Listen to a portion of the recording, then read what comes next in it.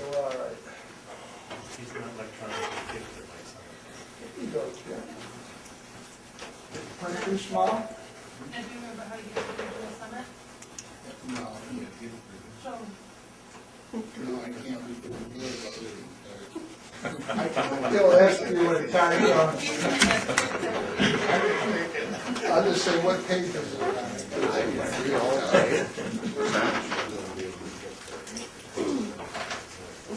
but, Well, it's been a light here. well, you know, just I have. feel like you're in the dark. Well, that's not the first time. That was pretty good. Got about 30 seconds. Just sit down and see everybody.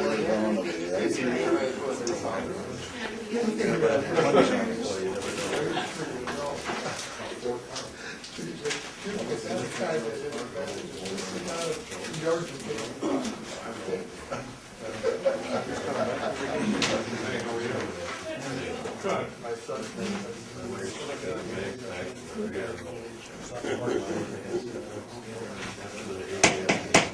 Good morning, everybody. I'm going to call the meeting to order. Please rise. Pledge allegiance To the flag of the United States of America and to the republic for which it stands, one nation, under God, indivisible, with liberty and justice for all. Let's bow our heads. Father in heaven, we are grateful for your gift to us that we recently celebrated this past weekend. The gift of your Son, Jesus Christ, who died and is risen to atone for our sins.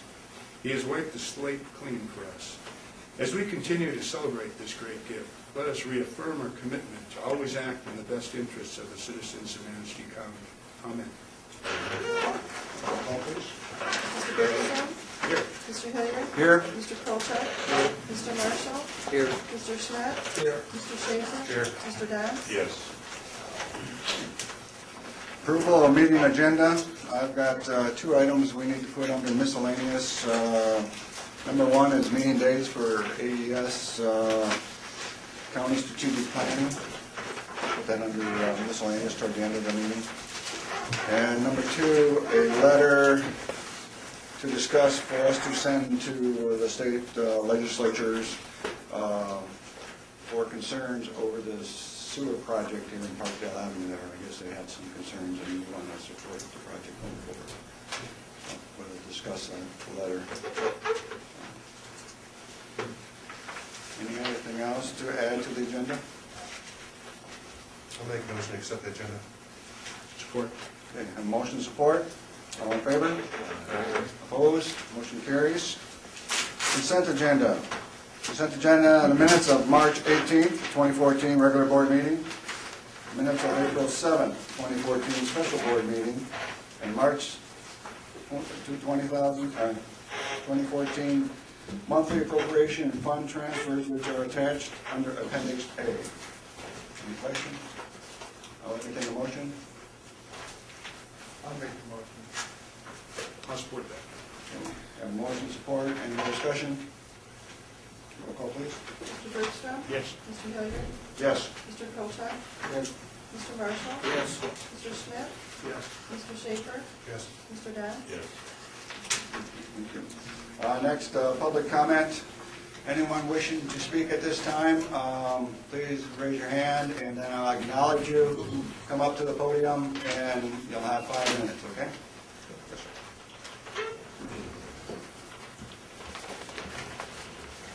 Good morning. My name is Tom Stobie.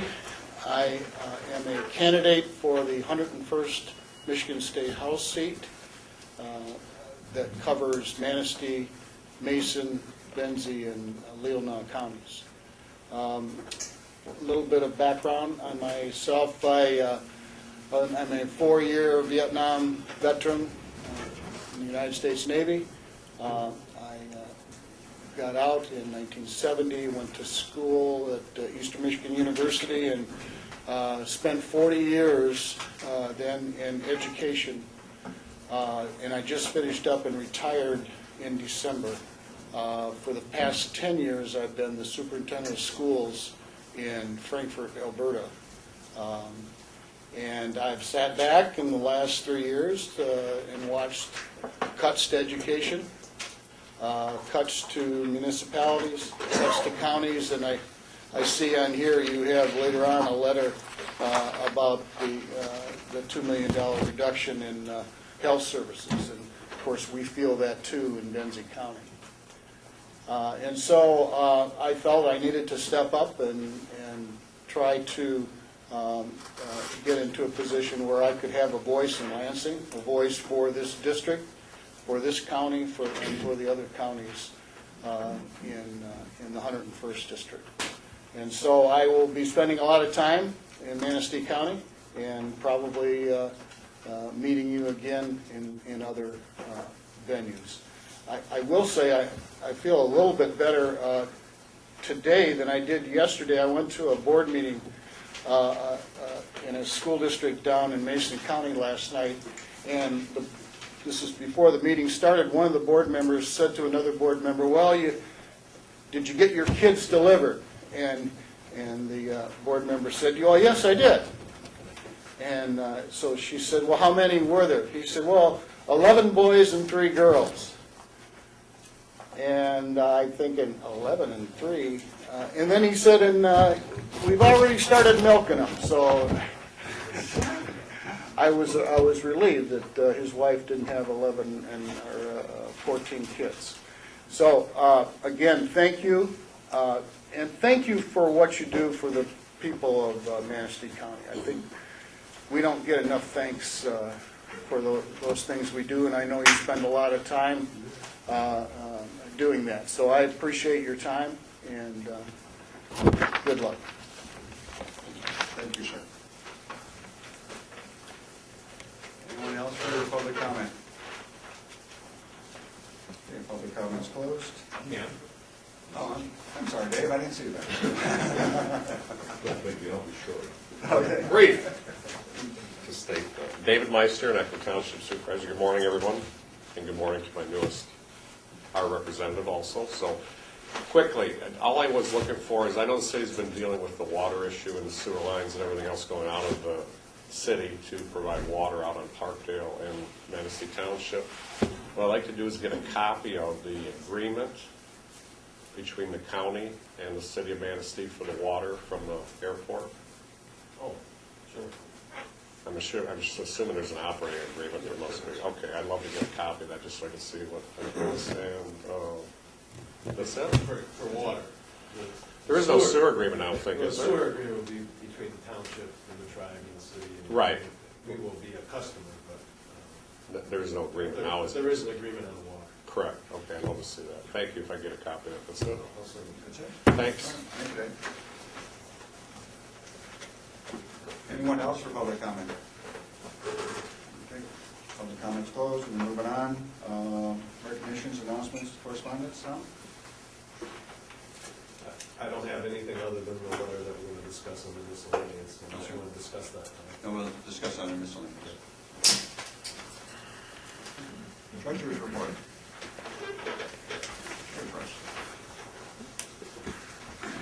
Good morning. I'm going to be very brief this morning. I'm just going to talk basically about the foreclosure process that we just finished up at the end of March. We did our final foreclosure for 2011 tax year and earlier. Property owners had until 5 p.m. on the 31st of March to pay any 2011 and older delinquent taxes. At that time, we had 70 parcels with outstanding 2011 and prior year taxes, and we actually foreclosed on 27 of those parcels. Of the 70, 5 of them are in probate and 8 of them are in bankruptcy, so we're not able to foreclose on those properties. And I actually withheld 30 of them. One of the 30 that I withheld was for technical reasons, and the other 29 were for hardships.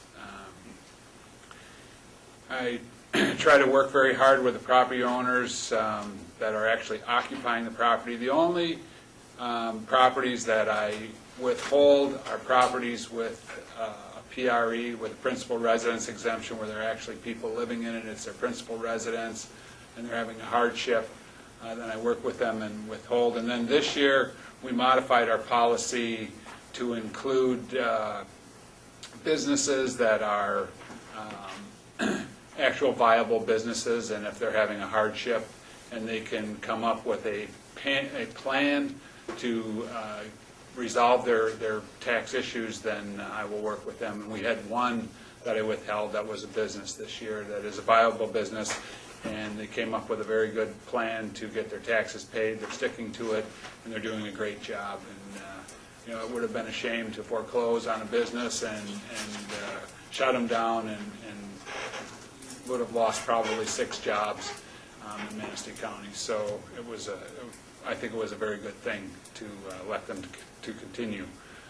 And they are doing exactly what they said they would do as far as getting their taxes taken care of. So the 9 of the parcels that we foreclosed on this year did have personal residence exemptions. As far as I can tell, only 2 of those are actually occupied. The other ones are principal residence exemptions where maybe someone had passed away or someone had actually moved and the PRE hadn't come off yet. It looks like only 2 of them are occupied. I haven't been out and visited all of the properties yet, so next month I'll have a better handle on what we have out there. One of the parcels that I did foreclose on, the homeowner, it's actually a vacant piece of land in Arcadia Township, has retained an attorney and is probably going to take it back to court to see if he can get the foreclosure judgment reversed. I don't see where we made any technical errors in our foreclosure process. I don't think they'll find any defects, but it'll again be up to the judge to decide whether he gives that back to him or not. But based on what we've done, I don't think that there's any reason that he should give it back to him. And it's a very large piece of property up in Arcadia Township. So I will probably have to hire an attorney to go to court with that, and that money for the attorney will come out of the foreclosure fund. So, and one other parcel that I foreclosed on in the village of Calava has a demolition order on it, so I may have to demolish that house and pay for the demolition costs out of the foreclosure fund as well. So that's one where we'll lose some money on. But hopefully in the end we will, at least break even, with the other properties. So, and then it's the same thing. The state has the first right of refusal on any properties that we foreclose on. We have to send a list to the state. If they want to keep any of the properties for themselves, they have to pay twice the assessed value for it, and then they can buy that property. If they don't want any, then it goes to the local units of government, and they can buy it for the minimum bid, which is basically just the taxes that are due. And then it comes to the county, and if the county is interested in any of the property, we can get it for the minimum bid, and then what's left over will go to auction, and the auction is tentatively scheduled for August 8th. I'm not sure yet where it's going to be, but it will probably be at the casino again because they have the largest room there, and for the last couple of years we've had in excess of 250 people attending those auctions. So I was going to give you a fund balance report this month, but I'm going to put that off until next month because you're going to hear from our auditors today. You're going to hear about a decent-sized unrestricted fund balance that we have. Next month, and rather than confuse everything this month, next month I'll give you a report that breaks all of that down as to what fund it is, and although it is unrestricted, we have some internal restrictions that we put on those monies. For instance, the OPEB money and some of the money in the Friend of the Court fund is not restricted, but the judge really has the say as to how that money is spent. So, and I will break that all down, but that's a very long report, and so I didn't want to do that today. I'll do that next month. So, Any questions? Yeah, I have a question on the foreclosures. Is most of that vacant land or abandoned structures? Yeah, most of it is stuff that, people Nobody just, reside in it for the most No, part? It's no. just- okay. so like I said, I think only 2 of the parcels that we foreclosed on are occupied, and I'm not even sure about that, so. Do we ever an attorney on retainer? I mean, I don't recall us ever having. No, we haven't had to go to court, and, for the foreclosure hearing and things like that, we just have someone from the prosecutor's office go with us, but for something like this, we really need someone that is very well-versed in the foreclosure laws to go to court, and there are a couple of people. One gentleman from Hart has worked with a lot of different counties and fought a lot of battles for them as far as the foreclosure goes, and so that's probably who we will retain for this if necessary. Any other questions? I got one. You talked about the property in Calvert, probably have to demo that, and we have to pay for that. Do we then own that land and we sell that parcel? Yes. And the demo usually outweighs what we get back. I mean, this is a house that we foreclosed on 3 years ago. Someone bought it at auction and never paid a penny of the taxes because they probably bought it online at the auction, didn't really know what they were getting when they discovered what it was. I mean, the roof has big, huge holes in it. It's really bad. It's very dangerous. It needs to come down. So, yeah, we will take it down. We will pay for the demolition, and then whatever we sell the property for at auction, or if we take it down, the village of Calva may take the property. I'm not sure, but whatever it is, the demolition will be more than what the value of the property is for sure. Often do we have a losing situation like that? Not too often, I take it? Not too often, I mean, we sell, we have the first auction, which is a minimum bid auction where the minimum bid is the amount of taxes due. And if there are parcels that don't sell for the minimum bid, if you have a parcel that's, 30 feet wide and 800 feet long, it's probably not going to sell, for what the taxes are. Then we have a second auction, which is no minimum bid, and sometimes the properties will sell at that auction for less than what the taxes are. But usually the first auction, when you net it all together, we generally come out ahead. Correct me if I'm wrong, Russ, but it does indirectly, when we have losing situations like that, affect your general fund budget, because if we don't, right now, what we use the foreclosure fund revenue to pay ourselves back. Am I correct on this? Yes. From the foreclosure fund to the tax revolving fund for the jail project that we did. So if we don't have $66,000 worth of revenue in that foreclosure fund on an annual basis, which so far we have, then your general fund would have to pay back the tax revolving. So far that hasn't happened, but when you get into situations like this, it could affect that budget. We keep the money in that foreclosure fund for a minimum of 2 years, and then we look back and see what's available that's at least more than 2 years, because we want to make sure that there isn't something that comes up, any kind of litigation or those kind of things that come up that are going to affect those dollars in that foreclosure fund. So if we have dollars in that foreclosure fund from more than 2 years back that we feel are in excess, then this board has made the decision to transfer that money into the general fund to pay for that jail project. And so far that's worked very well. So, Dave, did you have a question? Yeah, just 2 comments. Well, I'd like to commend Russ. You guys may not know, when he goes the extra mile to help these people that have houses and are being foreclosed on. And I don't know if he gets recognition for that, but he has gone the extra mile for all these years to make sure that if they can somehow prevent foreclosure, he's done that. And I don't know whether the board knows that, but I know because it's happened in our township. The other issue is, I know they offer it to the townships, but just so you guys are aware, we can't just buy it or take the property unless it's for a lawful use by the township. So we're not going to habit of grabbing up foreclosed. I heard on the side today that we're probably gonna get these foreclosed properties and resell them, and that's far from the truth. No. But, They have to use the property for a public purpose, and if they don't, if they take the property, they don't use it for a public purpose, and they turn around and sell it, any profit that they make on the property comes back to the foreclosure fund. So it comes back to the county. So they really can't, they can only use it for a public purpose. Any more questions? Thank you, Russ. Thank you.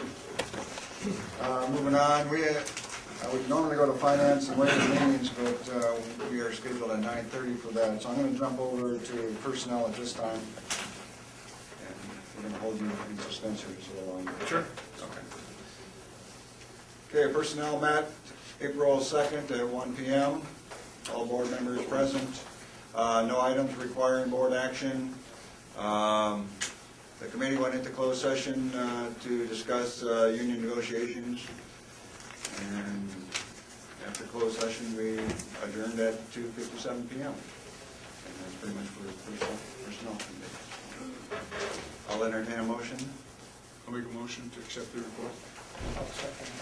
Any more discussion? All in favor, say aye.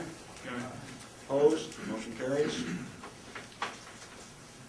you stretch finance out till 9:30? You want me to go ahead? Yeah, why don't you start with finance and then... Okay, finance report. Okay, our claims for February 5, 2014, February 5, 2014, total $603,182.56, and I'll make a motion to approve and to pay those claims. I'll second it. Okay, motion and support. Discussion?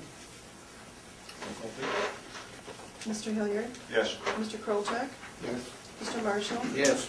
Mr. Schmidt? Yes. Mr. Schaefer? Yes. Mr. Dents? Yes. Mr. Bergstrom? Yes. Thank you. Pretty hard to stretch that one out. That's pretty hard to stretch. Okay, public safety did not meet. Housing review did not meet. Technology. Okay, what page did that start on? Can you tell me? So I can get to it. I'll go in here a second. 70. Yep, 70. Okay, let's go. It should be popping up. Here we go. Okay, we met on March 27th at 10 o'clock. Items requiring board action. The first one, I'm just going to read the first couple of sentences. I don't do that whole paragraph. Ms. Novak presented bids to the committee for the equipment to be used in the clerk's office for printing concealed weapons permits, which you can look and find in Appendix A. The equipment will enable the clerk's office to create hard card concealed pistol licenses. To also take in the application, capture the signature, take the photo, then update all the information, print it in onto the card, and the card would mail to the applicant by mail. Okay. This is the motion. Mr. Bergstrom made the recommendation for Ms. Nowak to purchase the card printer to be used in printing hard cards for use of the concealed weapon permits and employee ID cards from the company called Identisys. Company for the printer and photo scanner, or the total for the printer and photo scanner would be $3,175, and this is to be paid from the county clerk budget. No alternative message. And I'll make the motion. I'll support it. I have a motion to support for a printer and scanner for concealed weapons. Any more discussion? Well, I just would mention that Jill had mentioned that potential to generate revenues, it would pay off this equipment over a couple of years. I don't think you mentioned that in your statement. No, I did. I skipped the bottom part. I mean, there's no guarantee, but apparently the charges for pictures and things like that over time, I think you predicted 2.5 years, wasn't it? Something like that. Would pay that equipment off, and then it'd be additional revenues after that. So it's actually a revenue-generating activity, so. What's your process now? Well, right now, the person applies in our office, and then once the gun board approves the permit, then they have to come back. We generate a cardboard permit, and we cut the picture out by hand, and then we glue it to the permit, and then we laminate it with a little pouch, and then the person comes in and signs it.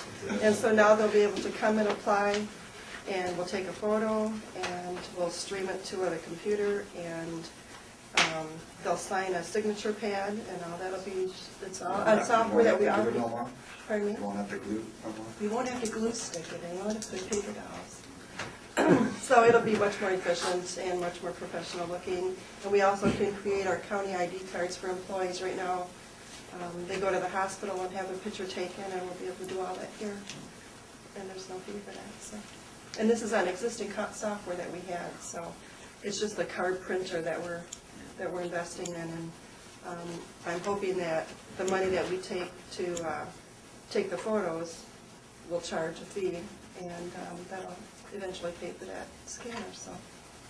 That's a minimum amount of training, is that correct? Right, well, the software we already use in our office for vital records, so that there's no training on the software, it'll just be the card printer and the signature pad, and which is. That new card, that'll maintain the integrity of the card, it'll last longer. Right, be it'll more actually, durable. yeah, because permits are good for more than 4 years, but not more than 5 years right now. And by the time that 5 years comes, usually those permits, those cardboard hand laminated permits are pretty rough looking. And numerous times we have to reprint those for people because they just don't last 5 years. So. And then we charge them to do that, so. Any more questions, discussion? Roll call, please. Mr. Krolchak? Yes. Mr. Marshall? Yes. Mr. Schmidt? Yes. Mr. Schaefer? Yes. Mr. Dodds? Yes. Mr. Bergstrom? Yes. Mr. Hilliard? Yes. Thank you. Okay. Mr. Hilliard, Yes, sir. I may be able to take up a little more time for you. Well, I don't believe he's done yet. Wait, let me get my two. Technology. I only got two more things. Technology's not done yet. Yep, too much coffee this morning? He's in a hurry. Okay, Mr. Shimke presented a quote to the committee from Tyco Simplex Grinnell for a new DVR for the courthouse security system at a cost of $2,890. That's in Appendix B. This DVR would be a drop-in replacement as it has all the same connections as the current system. Mr. McClellan said that it does not meet all the technology, that it does meet all the technology requirements that are needed. The new system comes with a 1-year service agreement, and after the first year, a service agreement can be added through our Tyco Simplex email at a cost of $323 per year. There was some discussion on the replacement plan, but the decision on the purchasing and the replacement plan will be made after the first of the year. This is the resolution. Mr. Bergstrom made the recommendation to purchase the DVR for the courthouse security system from Tyco Simplex now in the amount of $2,890. Funding for this purchase will come from the Capital Improvement Fund or from other public safety related funding sources. If funds are not available in public safety, then purchases to be made from the Capital Improvement Fund. I'll make that motion. I'll support that. Okay, I have a motion and support. Discussion. What's wrong with our current? It's just old and out of date. We can no longer, we have cameras all over the building. We can no longer, if the security officers were to come to us and say something happened in the hallway, we want a copy of that tape, we can't make a copy. It's being watched if you're watching the screen, but we can't tape it anymore, the DVR. All that stuff is old. It's probably 10 years old because it's been a long time since we put those in. It just needs to be replaced. And this is one of the only ones that'll drop right in. It's really not worth having a security system if we don't replace this. It's as simple as that. Is there any outside, or are these all inside the building in terms? There is one outside overlooking as you walk into the main door. It's not the greatest, but there is. Okay, are you able to add to this one if you need to? I believe so. With extra cameras and stuff? Yeah, we've added cameras in the past, so. It's the actual, I don't think it's the camera system, it's the taping system. Recording. Yeah. And we've gone several months now without having that ability. We need to get that replaced. more discussion? Roll call, please. Mr. Marshall? Yes. Mr. Schmidt? Yes. Mr. Schaefer? Yes. Mr. Dance? Yes. Mr. Bergstrom? Yes. Mr. Hilliard? Yes. Mr. Krolchak? Yes. Thank you. Okay. Mr. Carson reported that the planning department is in need of purchasing software for the planning assistance computer. The cost of purchasing the ArcMap license for the computer would be $1,800 up front and a yearly maintenance fee of $250 to $300. Mr. Carson will pay for the initial fee of $1,800 out of the planning department's contingency fund, and the yearly maintenance fee will be budgeted in upcoming years. The software will allow the staff to scan maps and also give them access to the database. The motion. Mr. Bergstrom made the recommendation for the planning department to purchase the ArcMap license and maintenance agreement through the planning department contingency surplus fund in the amount of $1,800. After the first year, the maintenance agreement will be budgeted and paid through the planning department budget. I'll make that motion. I'll support that. We have a motion, support, discussion. One thing here is that this is again using the department's contingency fund to pay for this. Doesn't come out of the general revenues. And that is a really unique or nice way, creative way, effective way to fund things. And it was established, I don't know how long ago it was, but the establishment of those contingency funds is certainly a very positive thing. Any more questions? Roll call, please. Mr. Schmidt? Yes. Mr. Schaefer? Yes. Mr. Dance? Yes. Mr. Bergstrom? Yes. Mr. Hilliard? Yes. Mr. Krolchak? Yes. Mr. Marshall? Yes. That ends all the items we had to take board action on. There's a couple more paragraphs if you want to read them. Other than that, make a motion to accept the report. Support that. A motion, support on technology report. All in favor, say aye. Aye. Opposed? Motion carries. Ways and Means. Okay. Let's see if I can go back then to... There's actually two Ways and Means reports. The one Ways and Means report from April 2nd, or I think it's April 2nd, is in your packet, but the other one is not in your packet. You have to go back out and... Okay, let me see if this is the right one here then. Which one are you going to do first? Whichever one comes up, I guess. Here we go. Okay, how about, want to do the Wednesday, April 16th? That's the one that's actually scheduled for 9:30. Okay. The other one, there are no action items. Let's go to that one. April 2nd first. All right, let me go back. Is that the library? April 2nd. That would be the library. Yes. Is that the one in the packet? Yes. Yes. Oh, it's in the packet. Page 24. Back to the packet.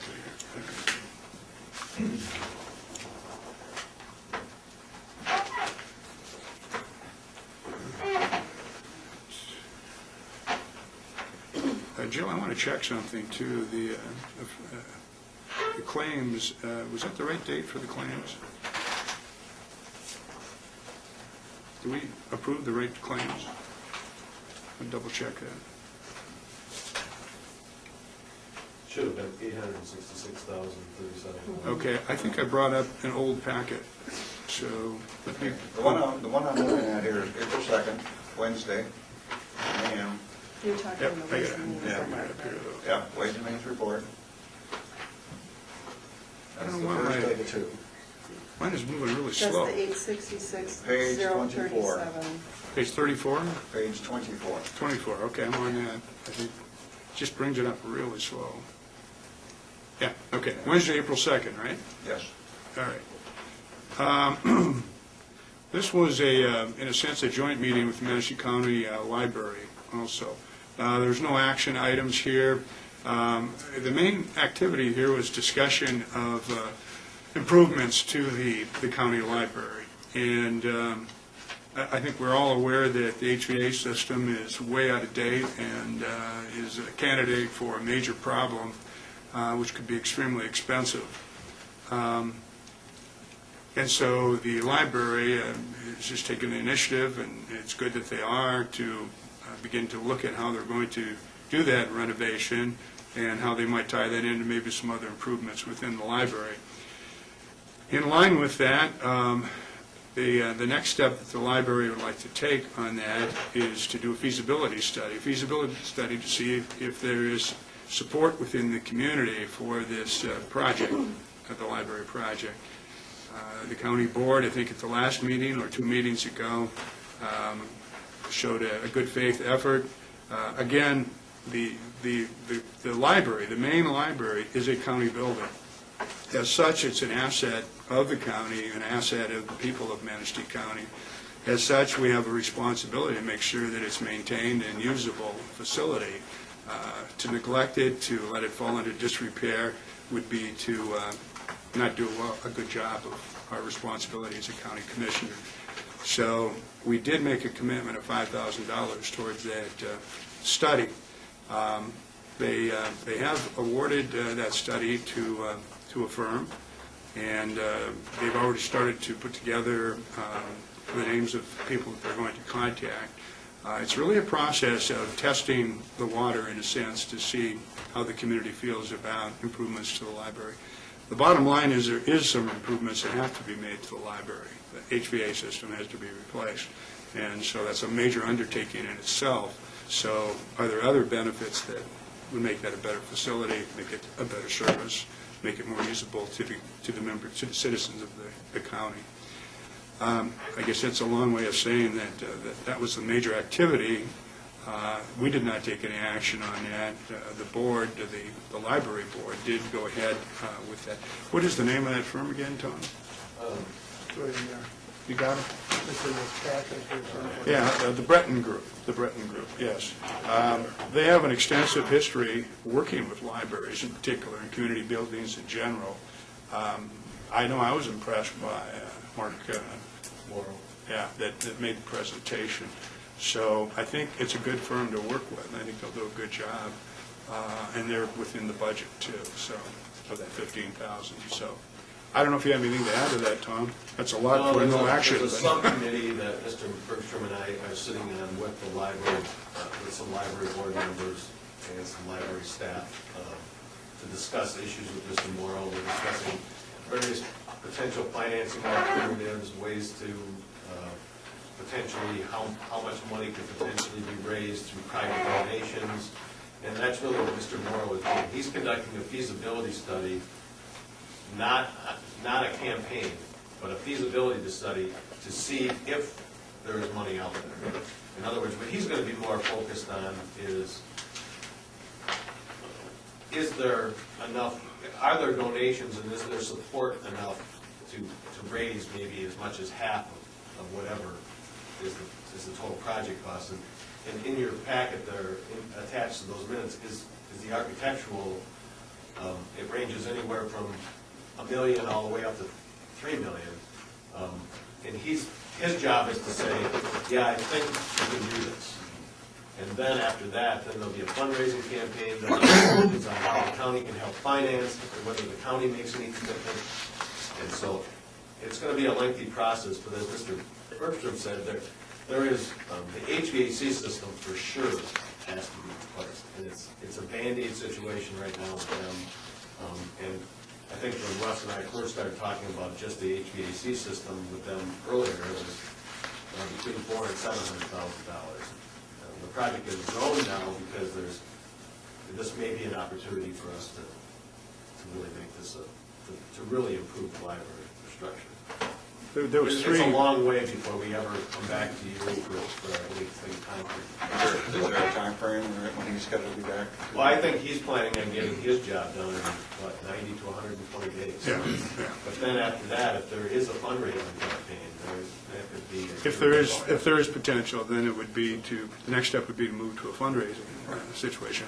And then if that's successful, there was a schedule. Yeah. And there's three alternatives in terms of financing, but the first one is primarily the HVAC, but you have to do a lot of interior work in order to put that new system in. So that was about 1.6 on that one alternative. The second alternative also addresses all the ADA requirements, and And that's something I don't know how the library's gotten by without having accommodation for people with disabilities.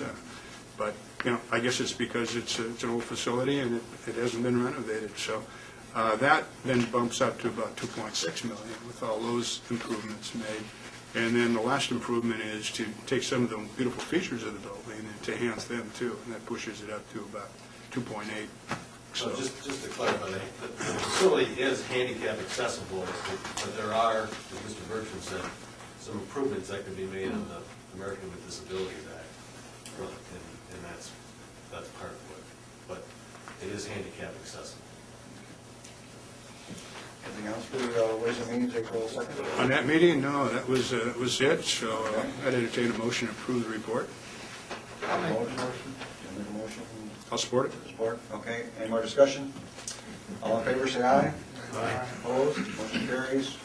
And we'll definitely keep the board posted as we move along on that too, so.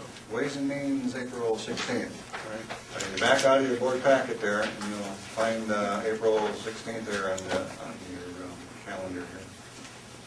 Be the bottom row to the right. Okay, now what I wanted to check was, Let's make sure everybody's on the same page here first. did we approve the? It was the old, Oh, it was last okay. month. So we need to, So yeah, I think we all should right, I fix apologize for that. You know, believe it or not, I read through all this stuff. Matter of fact, I found a typo in the notes, but I thought I'd mention it to you. I thought they looked good to me too, the numbers did. Okay, is everybody on the right page? Okay, all No, right. just a minute, Mark. Everybody on the right page?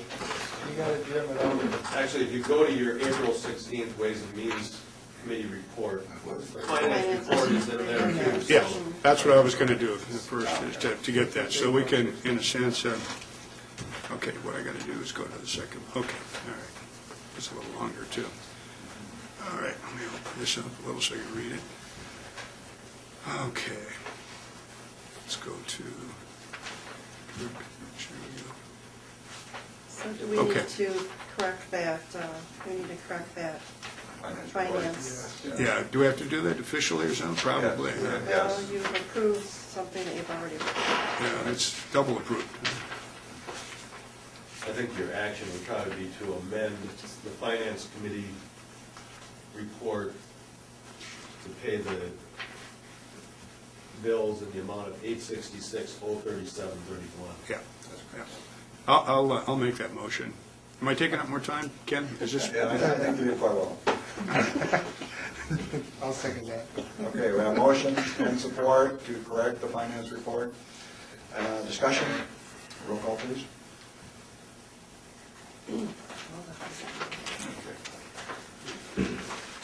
I got Jill confused now, too. No, I'm just finding the old area that we approved. Mr. Schaefer? Yes. Mr. Dance? Yes. Mr. Bergstrom? Yes. Mr. Hilliard? Yes. Mr. Kolchak? Yes? Mr. Marshall? Mr. Schmidt? Yes. I'm on, yeah. Okay, well, thank you, and I apologize for making that mistake. Okay. Mr. Carson appeared before the committee to present the 2014 state survey and remonumentation contracts for review and recommendation, and that's attached as Appendix A. There'll be 4 surveyor contracts and 3 peer review contracts. The grant amount for the 2014 calendar year is $52,715, which is a substantial increase from recent years.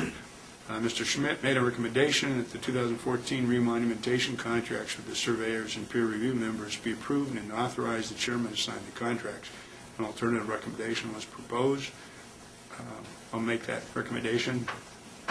Make that a motion. Make that motion, excuse me, yeah. Do I have a second? I'll second it. Okay, a motion and a second. Any more discussion? Roll call, please. I was curious about one thing now. This is just money applied to the program. Pat's involvement here is already under contract. Is that correct? Pat is elected as a county surveyor. Yeah. So there is a contract included that covers his work to complete the monumentation for the corners that he has to monument. He gets also $4,000 per year under this contract that you're approving to To act as a county Supervise server, the- yeah, exactly, to schedule the peer review meetings, to be there, present at the meetings, to basically chair those meetings and so forth. There was a question at the Ways and Means meeting that has. And I have an answer to that, if you want me to cover it. I apologize, Mr. Bentley couldn't be here today. He started a new job, I don't know if you're aware. He left Avonmarsh, and he has taken a position with Spicer Group, and they're opening an office here in Manistee. So he's going to be there, heading up their survey group, Spicer Group here in Manistee. And he had to be in Saginaw today as part of his new job duties, so he apologized for not being able to attend. But in discussing the question that came up at the Ways and Means Committee was, the county treasurer was concerned in previous years that the county surveyor had been paid $3,000 per year. And this year, because the grant was substantially more, the contract was, or his payment was bumped up to $4,000. But also, I need to note that the grant administrator, myself, I was actually bumped up as well by about $900 in payment to the county for the services that I provide through the program.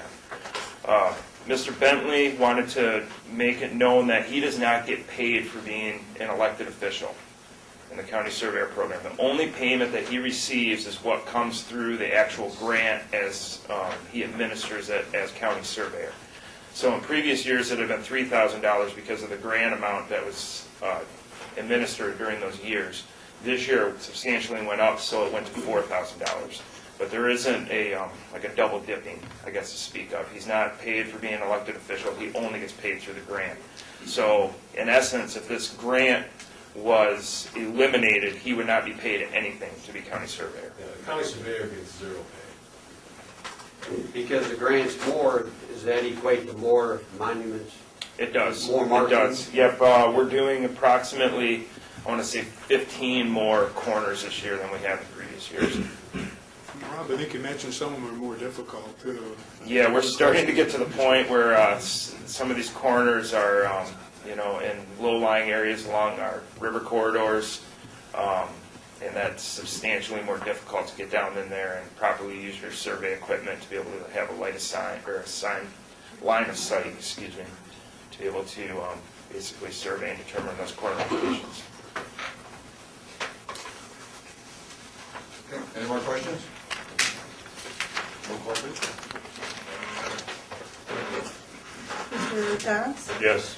Mr. Bergstrom? Yes. Mr. Hilliard? Yes. Mr. Kolchak? Yes. Mr. Marshall? Yes. Mr. Schmidt? Yes. Mr. Schaefer? Yes. Thank you. Okay, Ms. Randall appeared before the committee to request the transfer of funds from various court contingency surplus funds for the purpose of purchasing court recording equipment. And you have a description of that equipment in Appendix B.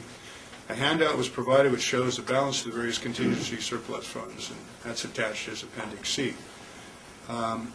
After discussion, Mr. Schmidt recommended that $10,000 be transferred to the general fund to purchase court recording equipment, with $2,500 coming from each of the following line items: Circuit Court Contingency Surplus Fund, 216,00390.003; Friend of the Court Contingency Surplus Fund, 216-000-390.005; Juvenile Services Contingency Surplus Fund, 216-000-390.022; and Probate Court Contingency Surplus Fund, 216-00390.006. No alternative recommendation was proposed. Again, the funds are being taken out of the contingency funds of the various departments and not out of the general fund. So make a motion or to approve that transfer. I'll second. Okay, motion and a second. Any more discussion? This is information that was initially presented a couple of months ago to the Technology Committee, and I was instructed to meet with Chris Randall and Deidre Robinson from the courts and discuss how we can pay for this. We didn't have a source of funding at that time, and we met, and because Mr. Bergstrom, Mr. Schmidt, both is the Technology Committee and also two of the three of Ways and Means Committee, we, rather than waiting till next month to get this approved, we took it to the Ways and Means Committee and came up with a solution through their contingency surplus. There's going to be a split between all three courts. This equipment has been researched by the courts and it is determined to be the best. It also is compatible with our other courts. So that is why they've chosen this company and this bid. Because I think they had two bids initially, if you look back at some technology minutes from a couple of months ago. Well, the other thing is doesn't this reduce the need to bring in part-time people too? because of this? Well, not so much part-time people, but they were trying to, we have 3 courtrooms and moving the equipment and trying to schedule, sometimes you have all 3 courtrooms. And I think that you're right, it might. There's some efficiencies there. There are some efficiencies even with staffing because if you don't have the part recording equipment in the room, you may have to, you're right, have to contract with someone. That's what I thought, yeah. So, Any more discussion? Roll call, please. Mr. Bergstrom? yes. Mr. Hilliard? Yes. Mr. Colchak? Yes. Mr. Marshall? Yes. Mr. Schmidt? Yes. Mr. Schaefer? Yes. Mr. Downs? Yes. It was a busy meeting. Captain Lancaster and Lieutenant Pizzala appeared before the, did I pronounce that right? Okay. Appeared before the committee to request to transfer funds from the jail contingency surplus fund, again, another contingency surplus fund, for the purpose of purchasing various items for the jail. And they listed in Appendix D. Captain Lancaster explained that although a restraint chair was recently purchased, a second one is needed, and the old chair, which has been used as a backup, is no longer a good option. There are some liability issues with the old chair. Captain Lancaster expressed his concern with increased drug use and noted that he wouldn't be surprised if Lieutenant Pizzala needs to request a third restraint chair in the coming years. The other items are needed to keep up with technology and office needs. So I don't know if you look through that list. I won't go through that list, but if you want to, we will. Mr. Kolchak recommended that $13,191 be transferred from the jail contingency surplus fund line item 216.000-390.021 to the general fund to purchase a restraint chair and various technology and office supplies for the jail. An alternative recommendation was proposed. I'll make a motion to approve that transfer. I'll second it. Motion, second, discussion? Roll call, please. Mr. Hilliard? Yes. Mr. Colchak? Yes. Mr. Marshall? Yes. Mr. Schmidt? Yes. Mr. Schaefer? Yes. Mr. Downs? Yes. Mr. Bergstrom? Yes. Mr. Albers presented the committee with the 2014 County Equalization Report. Actually, I think you'll be reporting on that today, too, right? Yes, So right now. maybe we'll just hold off on this and let him make the report, or Well, what do you want to do there? whichever way you want to handle it, it's. Well, I heard a yes over here, Tom. I'm thinking that Mr. Alberts there will give his report, and then we'll entertain the, look at the resolution. Okay.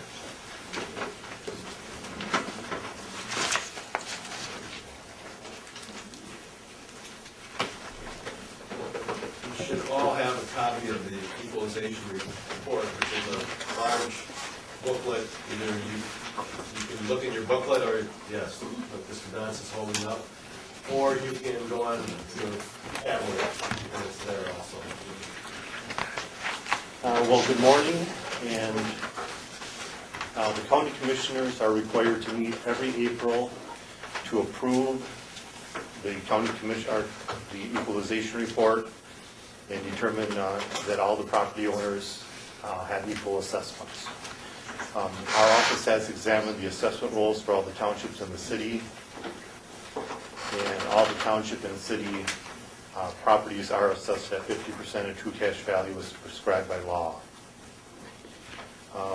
One thing that happened this year is we had been going down in property values for the last about 5 years.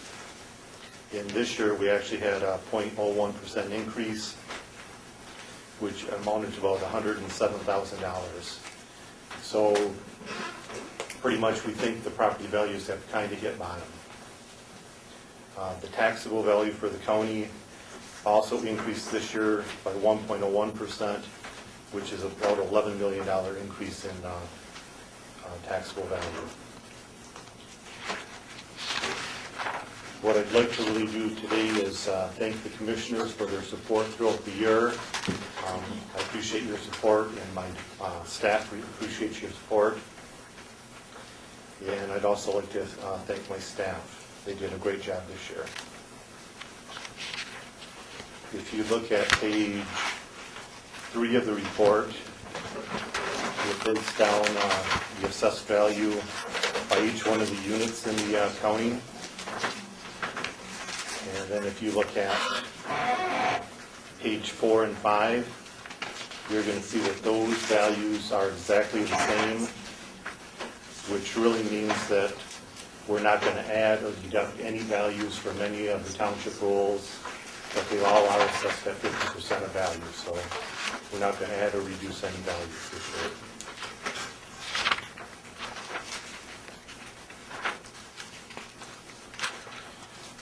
If you look at page 7,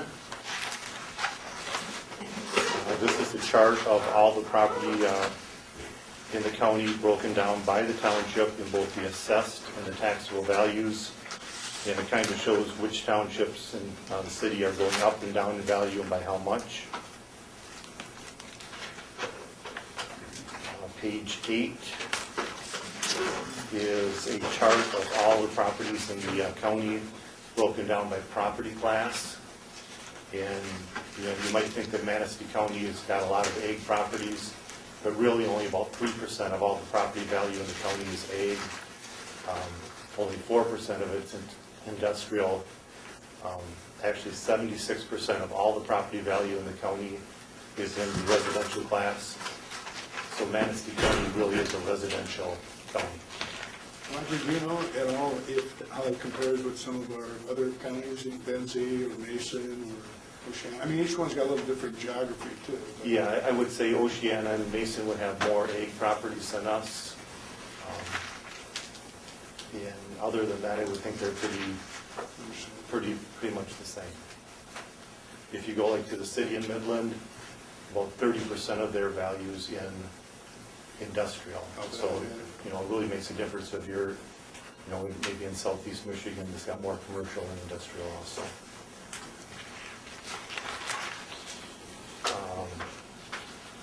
Page 8.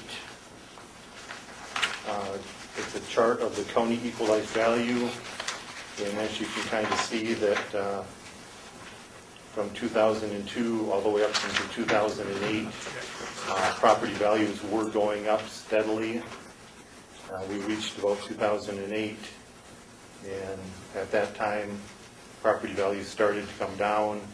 They've been going down ever since, but this year, we basically are the same as we were in 2013, so it appears again that we've hit the bottom in value, and hopefully now we're going to start going back up.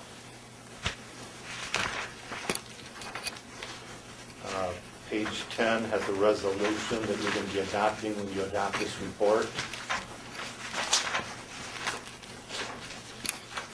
Page 11 shows the values, both the assessed and equalized and taxable. And again, if you notice, the assessed value and the equalized values are exactly the same, and that indicates that we're not going to add any value through county equalization. All the townships in the city are at 50% of value. Page 12 shows the taxable value. And again, taxable value in the county has been going up steadily from 2003 all the way up until 2009. And since that time, it's kind of leveled off, slightly down. But again, this year we've gone back up about 1%, and we've actually hit an all-time high in taxable value for the county this year. Our previous high was in 2009, and now we're in 2014, we surpassed that amount. When Roger talks about taxable value, last year, we reported to you in April that we had estimated in our budget that we would have a 0 increase in taxable value, and we ended up with 0.4%, I think it was. Last year, yes. Which we were reporting to you that we were going to get more revenue than we anticipated. Because when we prepare our budget last summer, we don't know what we're going to receive in tax revenue until this April. So we're already 6 months into our fiscal year, and we don't know what our tax revenue will be until today. And so we made an estimate last year now, and so we kind of flip-flopped on this. We made an estimate last year that we were going to grow 2% in revenue, and Roger's reporting today that we're only growing 1.01 or about 1%. So we are actually going to, instead of giving you good news today, I'm actually telling you that we're about $60,000, I believe we figured, less in tax revenue than we anticipated. I don't think that's caused to do any major budget adjustments at this time, but just so you know, our tax revenue is going to be about $60,000 less than we budgeted. Page I'd like to 30. blame Roger for that. I Give him the credit last year. I wonder if you're going to bring that up again. Page 13 is a chart that shows the equalized value compared to the taxable value for each one of the units. And it kind of is a good indicator of our properties that have a lot of waterfront, like Arcadia Township, Onekama Township, Manistee Township. There's a bigger difference between the assessed and taxable value in those units because the value had, the taxable value, the assessed value had been going up faster than the rate of inflation on the waterfront properties. Page 14, this chart again shows the assessed value and the taxable value.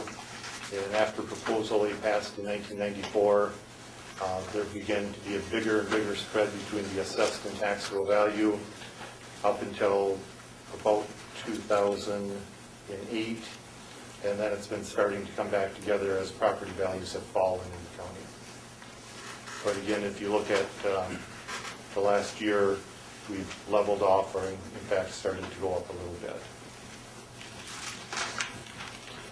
Page 15, again, is a chart that shows the assessed value and taxable value comparison.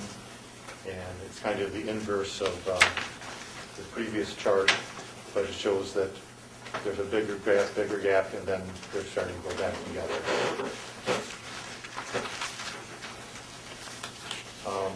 Other than the ad valorem role, we also have other roles in the county. We have industrial facilities properties, we have run zone properties, we have DNR properties, and we have commercial forest properties on page 17. Page 18 is just a chart that breaks down the parcel count by township and school district. Page 19 is the parcel count history for the county. And as you can see, from 1999 up until 2005, there were a lot of properties being split off, new condos developed, new subdivisions. So we're getting a lot more properties. There was a lot of growth. Since that time, it's kind of leveled off, and we've had a few splits, but not a lot of new properties being established. Page 20 are the deeds being processed by our department. And as you can see, in the late 90s and early 2000s, there were a lot of deeds being processed, over 3,000 every year. Since the downturn in the economy, we're only in the 2000s. And again, I think that's probably going to start picking up again. Page 21 is a chart that kind of tells you, if you look at the SEV in the county, how it was going up at 7, 8, 10, 11, 14, 15%. And then starting in 2009, the SEV actually has been going down.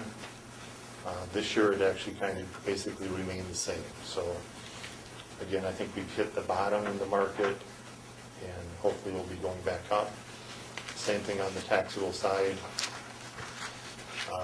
We've had growth up until 2009, and at that point, taxable value has actually dropped, but again, this year we're going back up, and again, we've hit an all-time high in taxable value this year.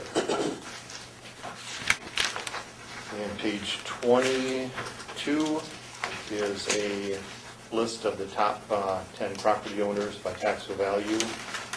And basically, that's self-explanatory.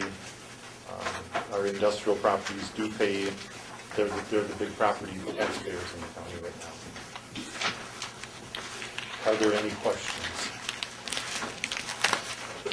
Now, equalized value, Arcadia had the biggest change of 4.35. Is that sales or? It would basically be based on sales and on capping. So a lot of times when their properties sell and there's a big difference between their assessed value and their taxable value, then, you know, if it's maybe a lakefront property that there's $300,000 difference, with that one property sells, it increases their value $300,000. So it makes a big difference. And just for information, District 7, my district in the city, actually took a drop in number of deeds, more than 50%, from 68 down to 32. So yeah, we hope we hit bottom. Yes, and there probably are going to be areas in the county next year that maybe still go down in value a little bit, you know, depending on, you know, neighborhoods and areas. But I think in general, we have hit the bottom. But, you know, it's really hard to predict what's going to happen next year. Now, these equalized values, is that all real property? It's real and personal. Okay. It's a total of real and personal. So if we see a little, well, we seen a 1 point increase, but did the small business property tax have anything to do with that? For the, I mean, could it have been higher? Yes, I think in commercial personal property, which is basically the small taxpayers, we lost about $7 million in value in that one class. And most of that's attributed to the small taxpayers being exempted. Okay. What you have to do to figure how much revenue you lost, take the 7 million times the millage rates. It's not $7 million in revenue to local governments, it's $7 million in value, right? Right, yes. Off your head, can you tell me, is that close to that $60,000 decrease we saw? A 1% decrease would be $60,000, so a $700 million or $7 million would be like 7 times about $40,000 in taxable value. So it's getting close. Yes. Okay. All right. Any other questions? No. Thank you. Thank you. Okay, I think we've had a good report from Mr. Albers. Let's move right into the recommendation then. Mr. Schmidt recommended approval of Forms L4024, Statement of Acreage and Valuation year 2014, made in accordance with Section 209.1-209.8 through 209.8 of the Michigan compiled laws, and to authorize the county clerk and the county board chairperson to sign the same, and further recommended that the County Board of Commissioners adopt the following resolution to adopt the 2014 County Equalization Report as submitted with the accompanying statements. Do you want me to read the? I don't think it's necessary to read it unless. Okay. I think everybody should have it, should have read it. I'll make the motion. I'll second the motion. A motion, we have a second. Any more discussion? Roll call, please. Mr. Crochet? Yes. Mr. Marshall? Yes. Mr. Schmidt? Yes. Mr. Schaefer? Yes. Mr. Dance? Yes. Mr. Bergstrom? Yes. Mr. Hilliard? Yes. Okay, the next action, the committee next considered an amended lease agreement between the District Health Department Number 10 and Manistee County for the building located at 385 3rd Street, Manistee, which consists of approximately 6,335 square feet of office space. The agreement was put in place in 2003 to recognize the value of the space the county provides to public health. The Health Department does recognize the value of space in the budget. However, no funds are transferred between entities. The current lease, which was approved by the County Board of Commissioners in December 2013, indicates that the lessee and lessor agree that The value of rent for office space is $18 per square foot for 5,400 square feet of office space. The lease being presented to the committee today, and in this case to the board, is an amended lease agreement which recognizes additional space in the building recently provided to the health department. The newly acquired space occupied by the health department now totals 6,335 square feet. The amended lease agreement will have a term commencing on March 1, 2014, and terminating on December 31, 2014. So this is retroactive, is that right? Well, what does it say? It says the amended lease agreement will have a term commencing on... Oh, yeah. Well, you approved this lease a couple of months ago, but with less space. Once Central Wellness moved out and Public Health took some additional office space in that building, then this is the amended lease. And when they sent it to me, it was February. By the time it got on the agenda here, it's April, so yeah, I guess it's retroactive. Okay. And terminated on December 31, 2014, and it's in Appendix F. Mr. Krolchak recommended approving the amended lease agreement between Manistee County and District Health Department Number 10 for the building located at 385 3rd Street in Manistee, commencing on March 1, 2014, and terminating on December 31, 2014. No alternative recommendation is proposed. I make a motion. Go ahead. Jim, go ahead.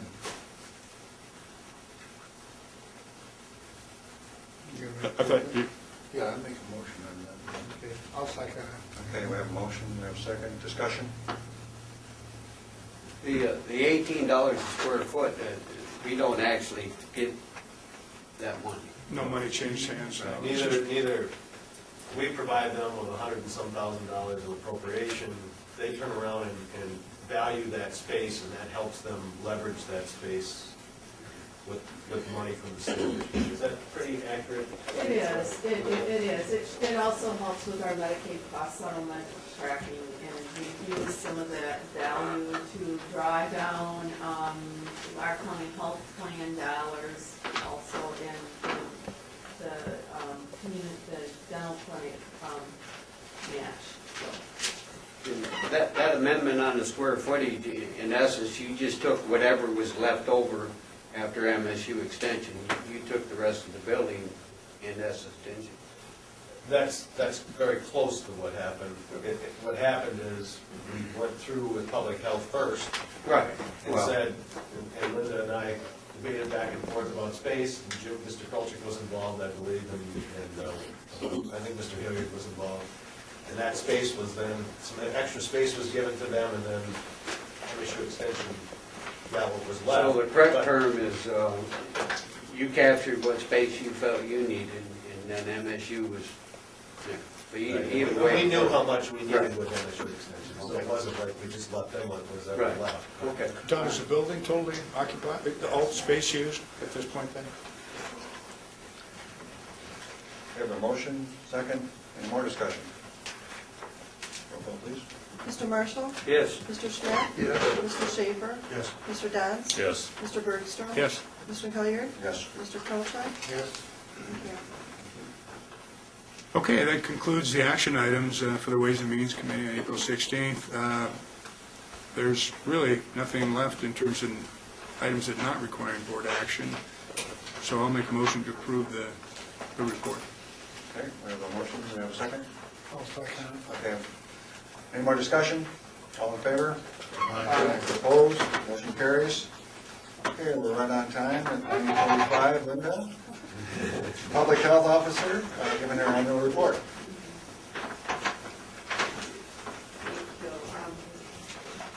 Let me just pass out, I guess I could have sent this to Tom, it could have been on your iPad. Are you enjoying that?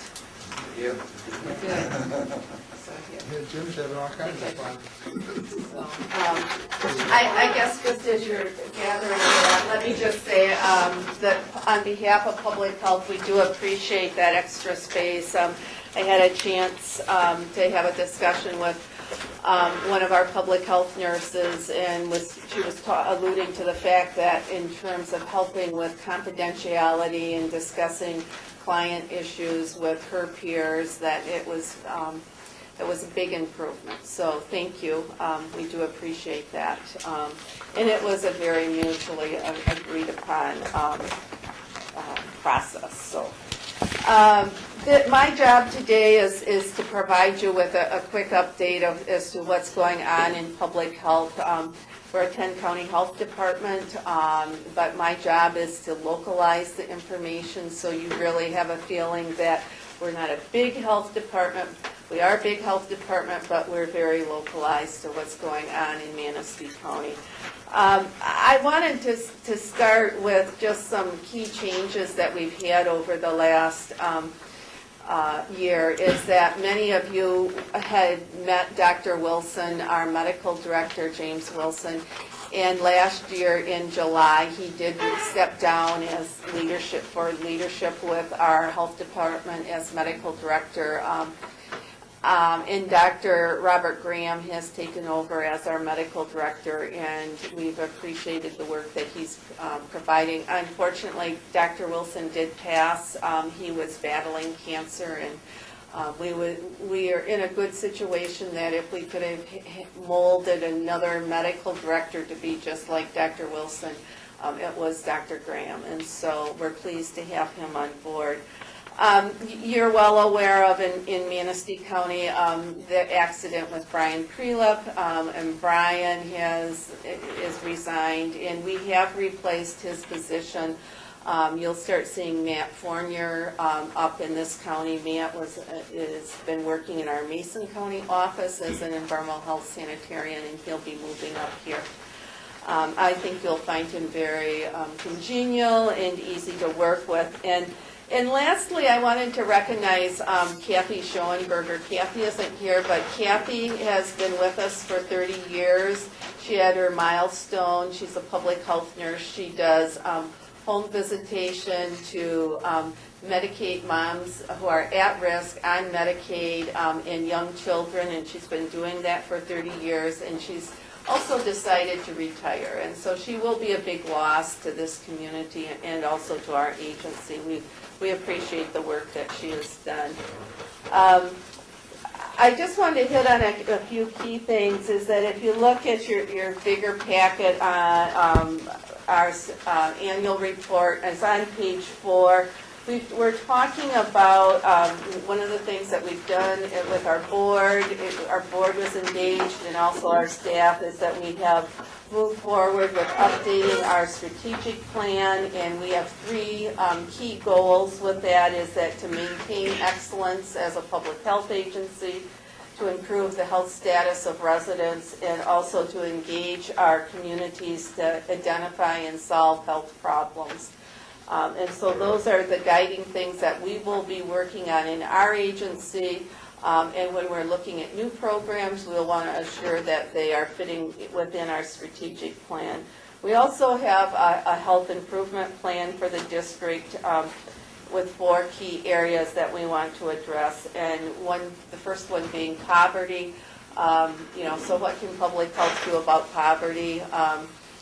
Poverty is something for all of us, all the community to really be engaged in. But some of the things in public health that we can work on is to assure that all pregnancies, our planned pregnancies, are intended, that we want to reduce our teen pregnancy rate, and that is occurring in Manistee County. And also through our WIC program, the encouragement of healthy foods and trying to keep people healthy. We want to have access to preventative care, and the promotion of healthy lifestyles and behaviors, is that the things that were killing people in the past were more communicable disease driven, and now we know it's health risk factors that are impacting people's health outcomes, such as smoking, not exercising, overweight, not eating healthy foods, all the things that your grandmother would tell you to do. So that's a new transition for public health over the last 10 years, is to really look at those chronic disease reduction. And then also, we want to promote healthy behaviors in our county, so our community. So those are things that we've outlined in our health improvement plan. The health department over the last year has went through we go through a state accreditation program every 3 years, and we have completed that. We did receive our accreditation certificate with accommodation, and we're also in the process of pursuing a national public health accreditation.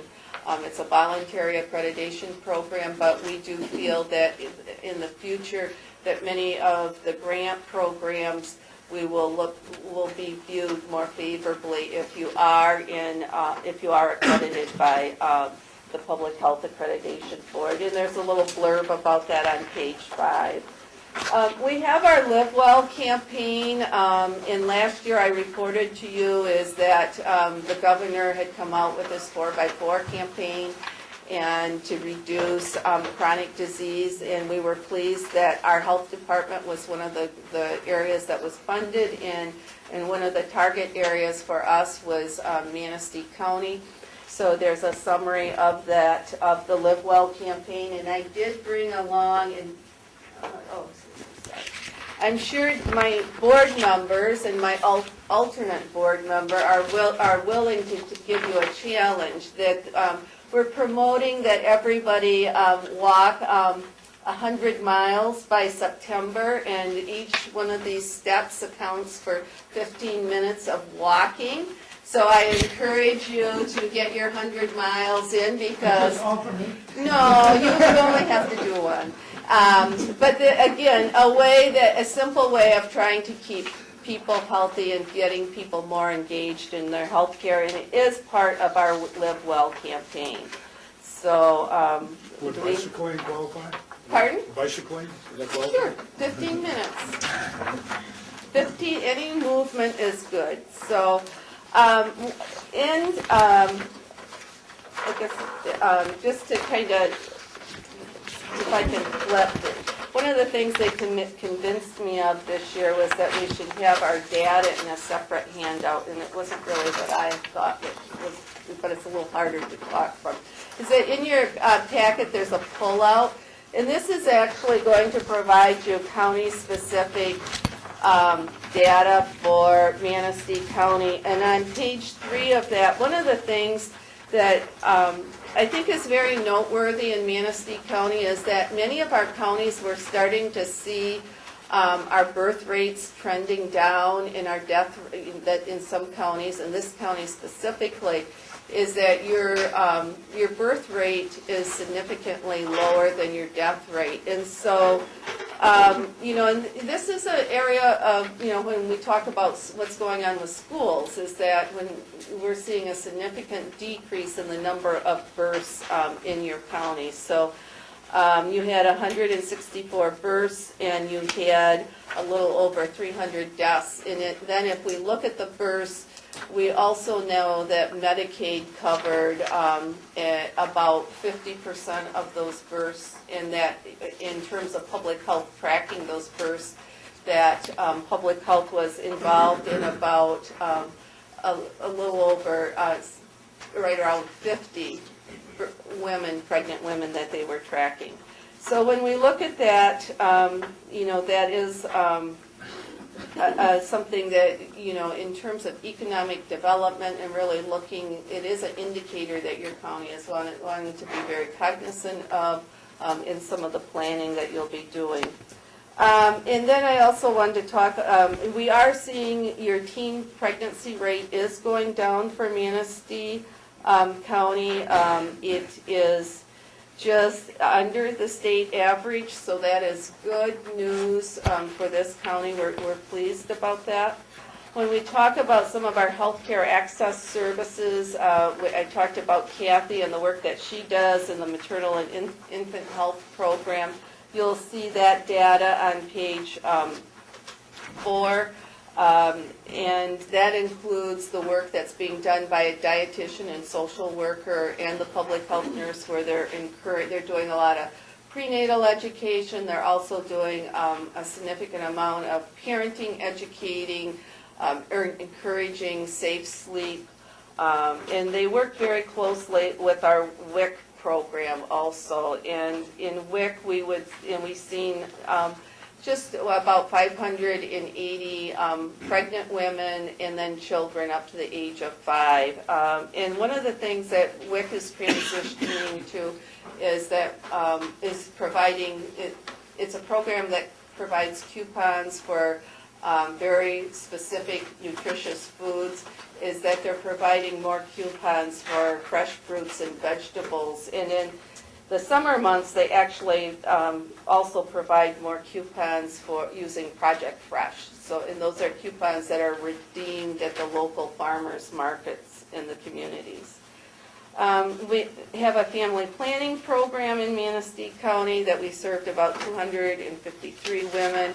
We have, we've also have a cancer prevention program where we do breast and cervical cancer screening programs for women that are not covered by health insurance. We are going to be seeing some transitions in that program as more people are covered by health insurance, that we may be doing more case management with that program. But through that program, we did identify one breast cancer and one cervical cancer over the last year.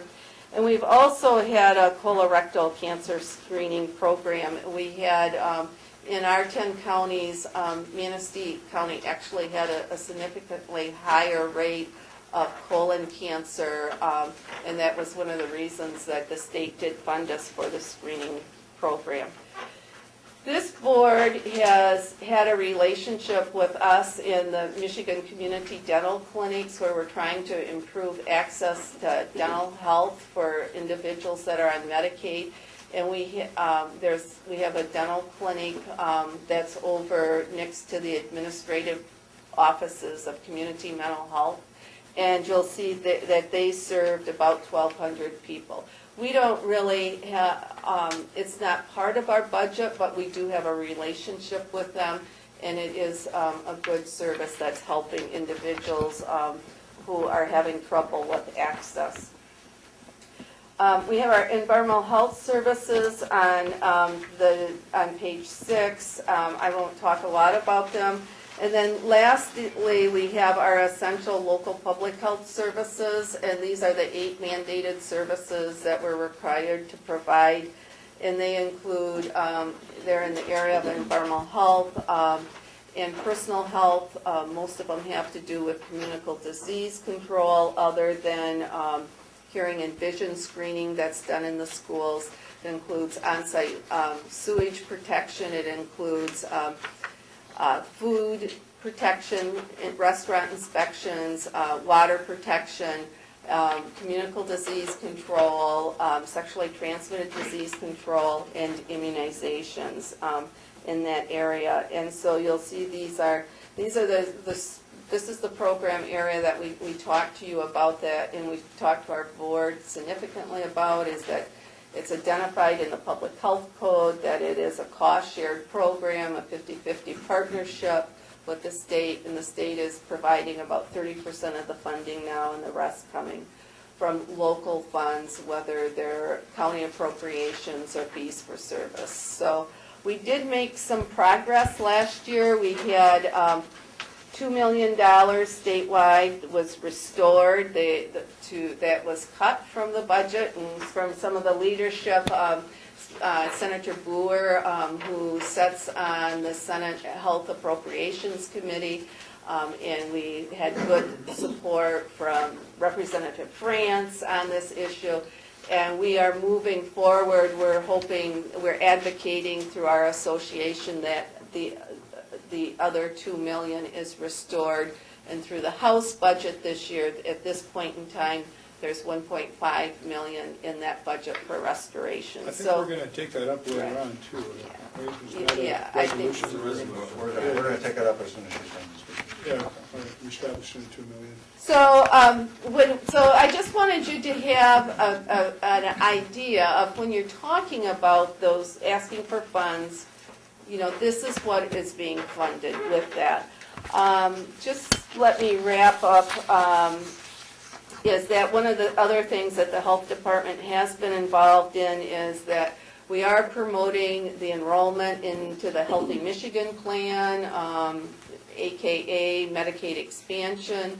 We are targeting individuals that we see in our clinic. In many times it's our breast and cervical cancer screening women, it's WIC parents, it's individuals that just call up. We do encourage people to try the online application. If they're having difficulty with that, we will help those individuals. We also served as the navigator, regional navigator for the Affordable Health Care Act. Jen Hansen from our staff was involved in that role. And then I also wanted to touch briefly on beach monitoring. That's something that we were providing on our 3 lakeshore counties and in Manistee County. The state funds were cut, and then through a supplemental, we will have funding to do probably about 5 beaches in the 3 counties. We will be looking at the volume of utilization. We'll be looking at some past history to determine, which beaches we will use that funding for. We do have a tentative agreement with Arcadia Township for their beach, and we've also been doing some beach monitoring for Bear Lake for their lake association, and we anticipate continuing that. Just another area, Amy Holgram from our staff here has been certified as a train the trainer for diabetes education. We just went through a group, we've had great success. We had 3 women that went through and lost about a total of 100 pounds after, and that's a very intense program that tracks individuals for 12 months. And then lastly, we do a fair amount of outreach, and we also outreach with our partners, Health and Human Service partners, and there was just a health fair out to the Calva Norman Dixon school, and we had a good response and was pleased with that because we tried to be cognizant of not always providing our services right in Manistee proper area, that we want to reach out to the other parts of the county. So that's a real quick snapshot of what's going on in public health. I did include in your packet, we update our data chart books annually, and I did include information on the county health rankings. Your county health rankings fared pretty much right where you've been in the past. I always tell people it's a snapshot in time. There's always going to be ones that are on the top. There's always going to be ones that are on the bottom. Some of the indicators, especially in the health behavior area, is not always the same indicators from year to year, so it's hard to really measure that back and forth. The health department does, on its website, includes all of it, the annual reports and our strategic plan. We also update our county data, and this is a snapshot of Manistee County, your health profile. I wanted to, you've got some, our governor is into dashboards and thumbs up, thumbs down, but I wanted to say in that some of the areas, you're still thumbs down, but you're making progress from 2011, so I think, sometimes just because you're below the state average, or above the state average doesn't mean that you're not making progress. And that is true in the area of high school education and bachelor's degree or unemployment rates. All of those they do impact health, because we know that if kids graduate from high school, they're more likely to get a job. We know that if you have a bachelor's degree, you're more likely to be employed and to be a tax-paying citizen. That is true for your cancer mortality rate. It's improved. Also, your diabetes mortality rate has improved. And one of the things that we are looking at in public health is that we're continuing to see an increase rate of chlamydia infections. Even though we're below the state average, we are seeing an uptick of that, and that is a sexually transmitted disease. And we are in the process of trying to expand some of our sexually transmitted disease testing that we're doing in our clinics. So with that, I'll end. Any questions? I have a couple. It's good to see you on that too, first. You're obviously very busy. You're doing a lot of good things. There's some great information here. I'm not sure I understood on the colorectal cancer. You said there's a higher incidence in Manistee County than in the state, or what did you say there? What I said is that when the grant come out, we had, I think 6 of our 10 counties were above were actually, I think, at least 4 of them were in the top 10 for colon cancer rates. Top 10 in the state? Yeah. Mm-hmm. Manistee's one of those counties? Mm-hmm. Are they investigating why? Well, one of the things, the first step really is to create that awareness. Are people being screened? Are they, there's screening recommendations so that everybody after 50 should have a colonoscopy and, following the preventative guidelines. And that's really where, some of our education starts. And there's also an increased emphasis with all healthcare partners to focus in on preventative health screening guidelines and try to assure that patients are following those recommended guidelines. So what you're saying is you can attribute a lot to it, to the fact that maybe many of these people are not getting preventative health care. They're not finding out that they may have something that needs to be removed or something like this until it's a serious problem. Is that what you're saying? Okay. I think a lot of medical programs do not cover preventive health either. Well, they have to on the Affordable Health Care Act. Everybody has to provide preventative screening guidelines. That's one of the mandated. That's good. Yeah. The other thing, I had a question, well, not a question, but I think you've really hit on something, and now you've got the data to show it too. In terms of economic development in our county, yes, I think our population is getting older. And part of the reason it's getting older is that you have to have jobs for young families. And if you don't have jobs for young families, they can't afford to live here. And I know there's a lot of folks that would like to live here, but you have to have a job to do that, or a business, or whatever. And so I think we're seeing drops in the graduation, number of students graduating too. And so those classes are declining. And that means that we're going to see less state financial support because it's on a per capita basis, at least most of it, or a good part of it.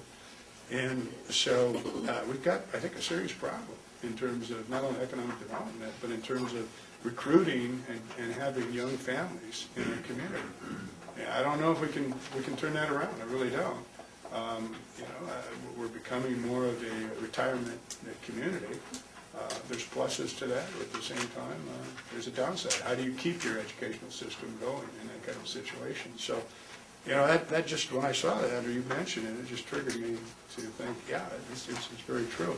The birth rate, yeah, sure, it's declining. Well, if you don't have young families here, your birth rate's going to decline because all those old folks are all done with that, Well, and the other thing is that you want every child to be a wanted child, because unplanned pregnancies and teen pregnancies, in many cases, not all cases, contribute to your poverty level and many of the other social complications for young kids. So it's social determinants of health, jobs, healthcare, good education, play a major role. What impact do you see with the Affordable Care Act moving forward? On public health? Yeah, what kind of impact for you directly on your office? I think there's going to be changes. I think there's changes for everybody. I think there's going to be more emphasis upon covering some nutrition counseling, diabetes counseling, preventative screenings, encouraging people to quit smoking, that, you know, people are completely immunized. There'll be markers that the health plans must meet. And so we've had some discussion with some of them. We do bill for some services. You know, I think everything changes. So, but not many people do communicable disease control or population health, and that's really the role of the health department, is that the healthcare looks at one person at a time, and our role is to look at the total county. So, Will it put you in any financial strains, do you feel, or will it enhance? Or I mean, I always kind of feel we're always in financial strains. So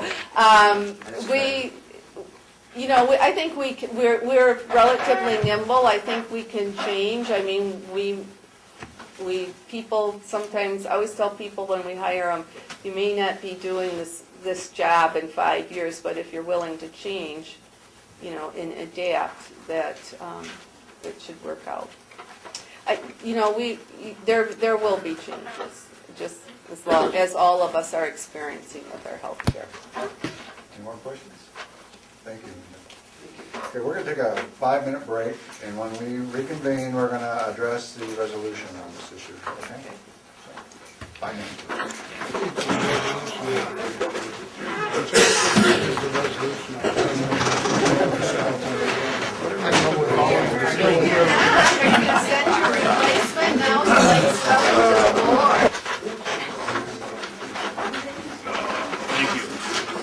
Yeah, I'm sorry. Too much coffee. Well, I was going to wait for the end of the resolution, but I figured that might be too much discussion. Okay, we're back in session. We're going to jump over to miscellaneous items for a second here, consideration of this resolution. What page is the resolution? The resolution's on page 154.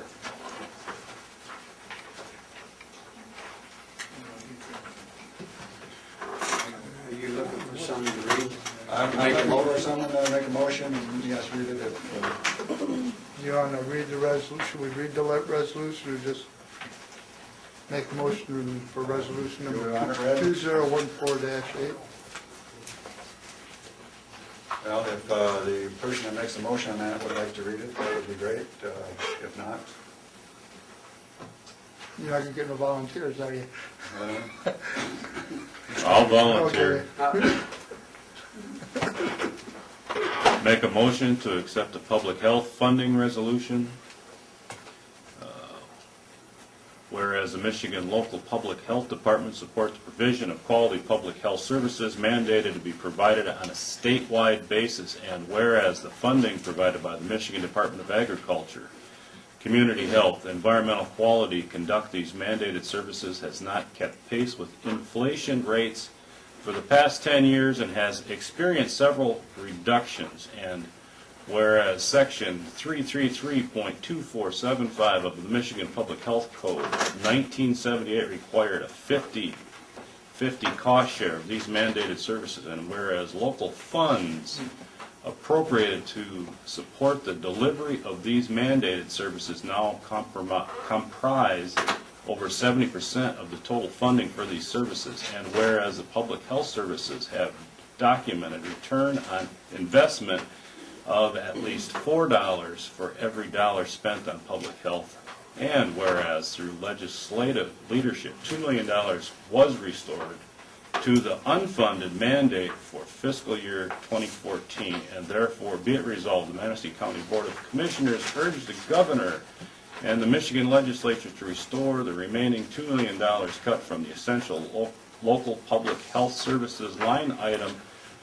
This will replace funding and mandated service for fiscal year 2000 levels, and therefore be it further resolved, the Michigan legislature appropriate sufficient dollars to comply with PA 368 of 1978 and establish a funding mechanism to support this mandated service requirement going into the future to assure a strong and viable local public health system which is addressing population health outcomes. Thank you, Jeff, also. I just wrote that. Motion support, any more discussion? Roll call, please. Mr. Schmidt? Yes. Mr. Schaefer? Yes. Mr. Dents? Yes. Mr. Bergstrom? Yes. Mr. Hilliard? Yes. Mr. Kolchak? Yes. Mr. Marshall? Yes. Thank you. Okay, moving on, we made a little flip-flop here, we're at our 10:45, Elaine Wood, please. Thank you very much, Mr. Chairman, for adjusting your schedule. I appreciate that, and for whoever is accommodating me. Thank you, I appreciate it. Good morning, everyone. I'm happy to be here to present the annual report of the Northwest Michigan Council of Governments. It's on page, Oh, I'm sorry. It's on page, Some of you have a hard copy in front of you. 142 of your board packet. And if you have, yeah, you may also have, I put them on your desk this morning, but you may also. And I have some additional ones if anybody needs one. I'm just going to take a few minutes to give you a real overview of our activity over the past year and hit on a few highlights. With me today is the chairperson of our Northwest Michigan Workforce Development Board, Mr. Dave Adams from Manistee County, Bear Lake. And he's been the chairman of our board for many years, has been a fantastic leader, and after I present the report, Dave will have just a few words to say to you. So I'm just going to go page by page. The second page of the report, and I'm just going to assume that you all had a chance to read this. This letter is not, I don't think, just your ordinary annual report letter. It really does reflect the nature of our work and the reasons behind our work and the meaningfulness of our work to our communities. So I hope you'll take a look at that. And then on page 3 is the listing of our board membership. We have a very good representation from Manistee County on our workforce board because the community college representative is your college president from Manistee, Chuck Dillon, and our corrections representative also lives in Manistee County. So we have great representation from your county. We tend to categorize our work in 3 different ways: workforce or talent, business, and community.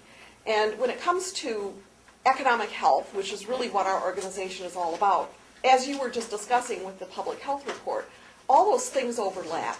High school graduation rates, public health conditions, roads, all of those things relate to economic prosperity in a region.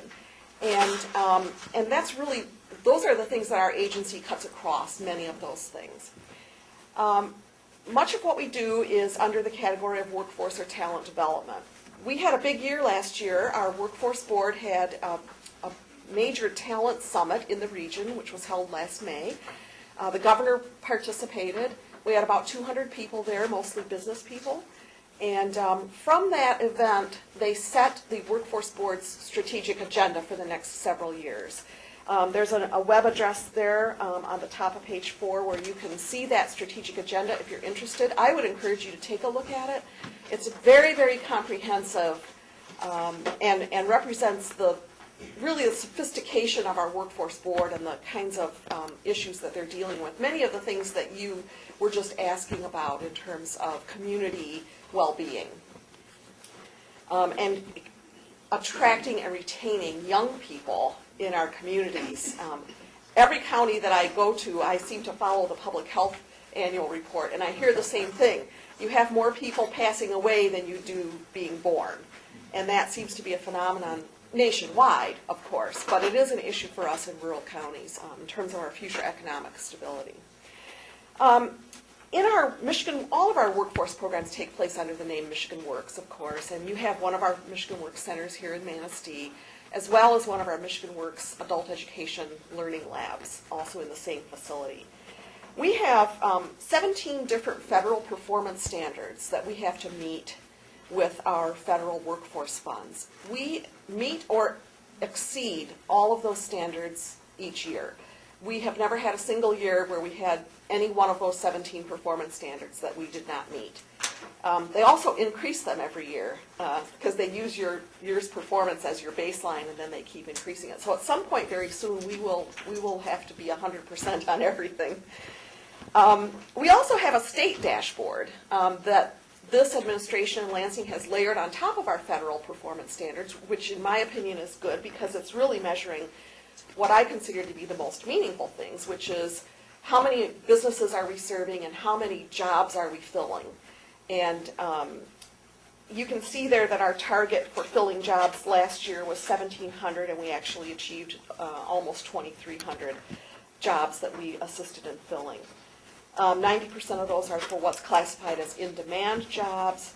We have a lot of traffic in our Michigan Works Centers. You can see that we had over 20,000 people that we served through Michigan Works last year. And in a rural region like ours, that's a lot of people.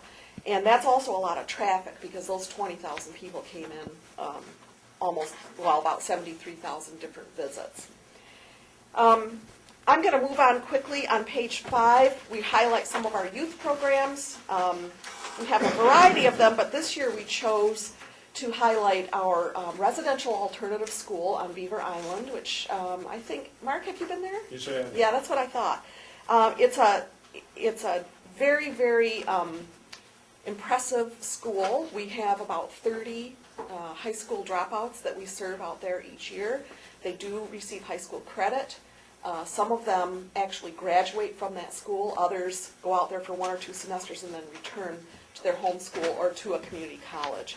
It's really a life-changing experience because it is residential. It's at the south end of Beaver Island. You couldn't get any more remote than that. And these kids quickly discover that they are bright, they can learn, learning can be fun and interesting, and they do have a lot to offer. And I think it's the residential and outdoor nature. It's kind of almost like an outward bound kind of experience that's very life-changing for those youth. We've had a number of Manistee County kids attend the school over the years. On page 6, I just want to point out some little facts to you. Most of our workforce funds come to us by formula, and it's an elaborate federal formula that changes every year, and also seems to substantially decrease every year in funding. We've lost a lot of funding over the last 4 years or so. But we've made the adjustments that we need to make, and we just keep moving. Now, we get about 2% of that, all the workforce money that comes to Michigan. Our 10-county region gets about 2% of that money. But with that 2%, we do almost twice our share of the output. We served 3.4% of all the Michigan Works customers in the state, 3.4% of all the employers served by Michigan Works in the state. We filled 3.6% of all the jobs that were filled by Michigan Works in the state, and et cetera. You can see those numbers there. Our customer satisfaction numbers are higher than state averages as well. So when you combine that data with the performance data, you see that both on the efficiency and the effectiveness levels, we are outperforming every one of our peers and all of our performance requirements. So our workforce board is very proud of that, and they have a lot to do with the fact that we're operating at that level. You can't get them to adjust that up to that 3.4%. Well, you'd think that they would reward success, but that's not how the formulas are distributed, unfortunately. A couple new things this year. We worked very hard and are thankful to the state legislature for approving the Skilled Trades Training Fund. As all of you know, the average age of people in the skilled trades is like 55. We don't have enough young people coming into all those wonderful occupations where they can earn a very good living wage for a family. And so we are really trying to establish a lot more connections for young people and for older dislocated workers, people in their 30s and 40s, to get the kind of training they need to succeed in the various skilled trades. And that's a pretty broad definition now compared to what it used to be. Is education concern then is really what it, not yes. Educating them to the potential opportunities in skilled trades? Yes. Or what? Yes. It's a matter of, we've done such a good job in our nation of making people understand that a high school diploma is not enough and they need to go to college.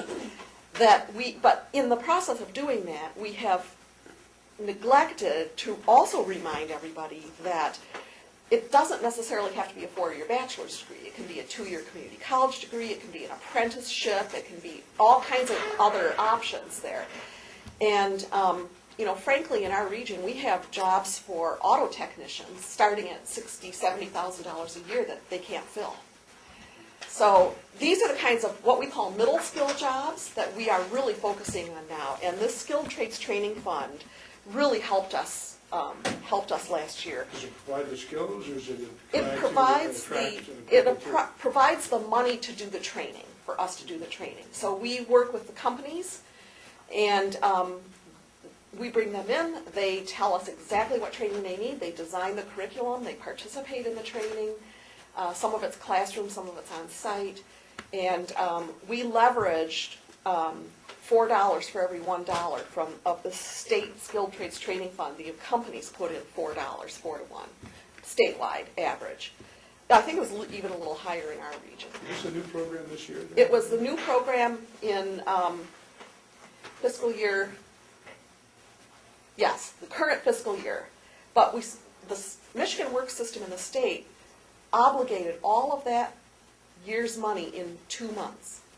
That's what a pent-up need there was for this kind of training. So it is in the budget again it's in the budget for fiscal year, the next fiscal year as well. What's interesting to me is the last time I had an electrician in my house, it was a female. So it's open, it's pretty much dominated by men, but now there's women in the skilled trades too. So. Yes. Many good career opportunities for young people in the skilled trades. Hopefully they'll jump on it because we got a shortage too. We do. The other new thing this year was what we're calling Career Connections. And because our funding has decreased so much, it's really difficult for us to maintain our Michigan Works Centers as these one-stop facilities where people can come in. And we've had to reduce some hours, and we're looking for ways that we can take our services out of those centers into some of the smallest rural villages and communities. And we've been doing that. We did that started last year, and we've really been beefing it up this year. So, you know, we're just taking services out into the community. So you'll see probably through the media advertisements for Career Connections. Not quite so much in Manistee County because you have a Michigan Works Center here, but for example, we're doing them in Beulah and Elk Rapids and Boyne City and other places where we don't have Michigan Works Centers. In terms of our business services, which are outlined on page 7, we have four main avenues that we're serving businesses. One is, of course, through Michigan Works, through our business services, and as I said, almost 1,200 employers last year were assisted through Michigan Works, and you can see the data there in that box. We also have 3 other programs. One is the Global Trade Alliance. We actually administer that program for the 32-county area. That is a program to help companies expand their markets through exporting. And we work in partnership with the Michigan Economic Development Corporation on that program. Last year, we far surpassed our goal, and it was just the second year of the program. We had in our region $23 million of increased sales through exporting. The companies are really taking to this. We are sponsoring a trade mission to Calgary, Canada, this June for the second time. We have 3 different companies from our 10 counties going to that trade mission with us, but we've opened it up to companies all over the state. So there are 12 Michigan companies going to that trade mission, 3 from Northwest region. Also, our Small Business Development Center is going very strong. The 2 primary measurements we look at annually for this program are new capital formation, which last year was about 8.2 or 3 million, and increase in annual sales, which was roughly 4.4 million. Those are also very impressive numbers. In Manistee County and for Benzie County, we deliver our SBDC services in conjunction with Alliance for Economic Success. So we have a partnership agreement with them. We have a staff person who works out of their office and as part of their team delivering these services to your businesses. And then the Procurement Technical Assistance Center is a program that helps companies get government contracts. This is, again, a very major way in which companies can diversify their markets and expand and sort of help their business peaks and valleys even out somewhat by getting into government contracting. However, it's literally a horrendous ordeal, especially for a very small company, to figure out its way through that morass of red government tape. So this program teaches them how to do that, hooks them up with appropriate bid opportunities, and helps them walk through that process. And last year, we helped bring in $143 million of government contract work to companies in the region. Then on pages 8 and 9, there's a lot to read. I'm not going to take time to go over it. I know you will read it, but this is all the activity that we're doing in terms of our community development activities. We do a lot of work in transportation activities, assisting communities. We oversee 3 different heritage routes in the region. We do a great number of educational seminars and workshops that people from counties, townships, villages, cities, nonprofit organizations come to. We offer whatever kinds of workshops they say they want. So we just take that lead from people out in the communities who say, hey, we're interested in this subject matter, or we're struggling with this problem, and then we bring people in to do those educational sessions. We also have been doing a lot of fee-for-service work in the last couple of years, and that increased last year as well. So units of government come to us and say, we need an update to our rec plan or whatever, and they contract with us to do that work for them. And then lastly is our prisoner reentry program. This is under contract with the Michigan Department of Corrections. We work with parolees who come home after serving their sentences.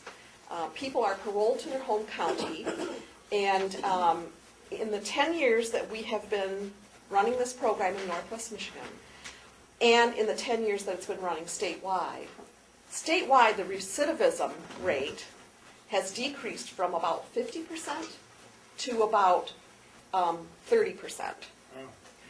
And it's a very low-cost program. It doesn't cost us much to help compared to what it costs us as taxpayers to pay for someone for a year in prison, which is roughly $33,000 just for 1 year. So we have calculated the return on investment for this program using only 1 year of avoided prison time, okay, based on the new recidivism rate compared to the cost of our program. So we have not included additional years of incarceration that are avoided the first year. We have not included local public safety costs. We have not included income taxes that are paid by people who are now working, etc. Increased child support payments, all those things. Not including any of those things, the return in the first year is $3 for each dollar spent. So we know that the true return on investment, although we don't have the means to calculate that, is probably at least double that.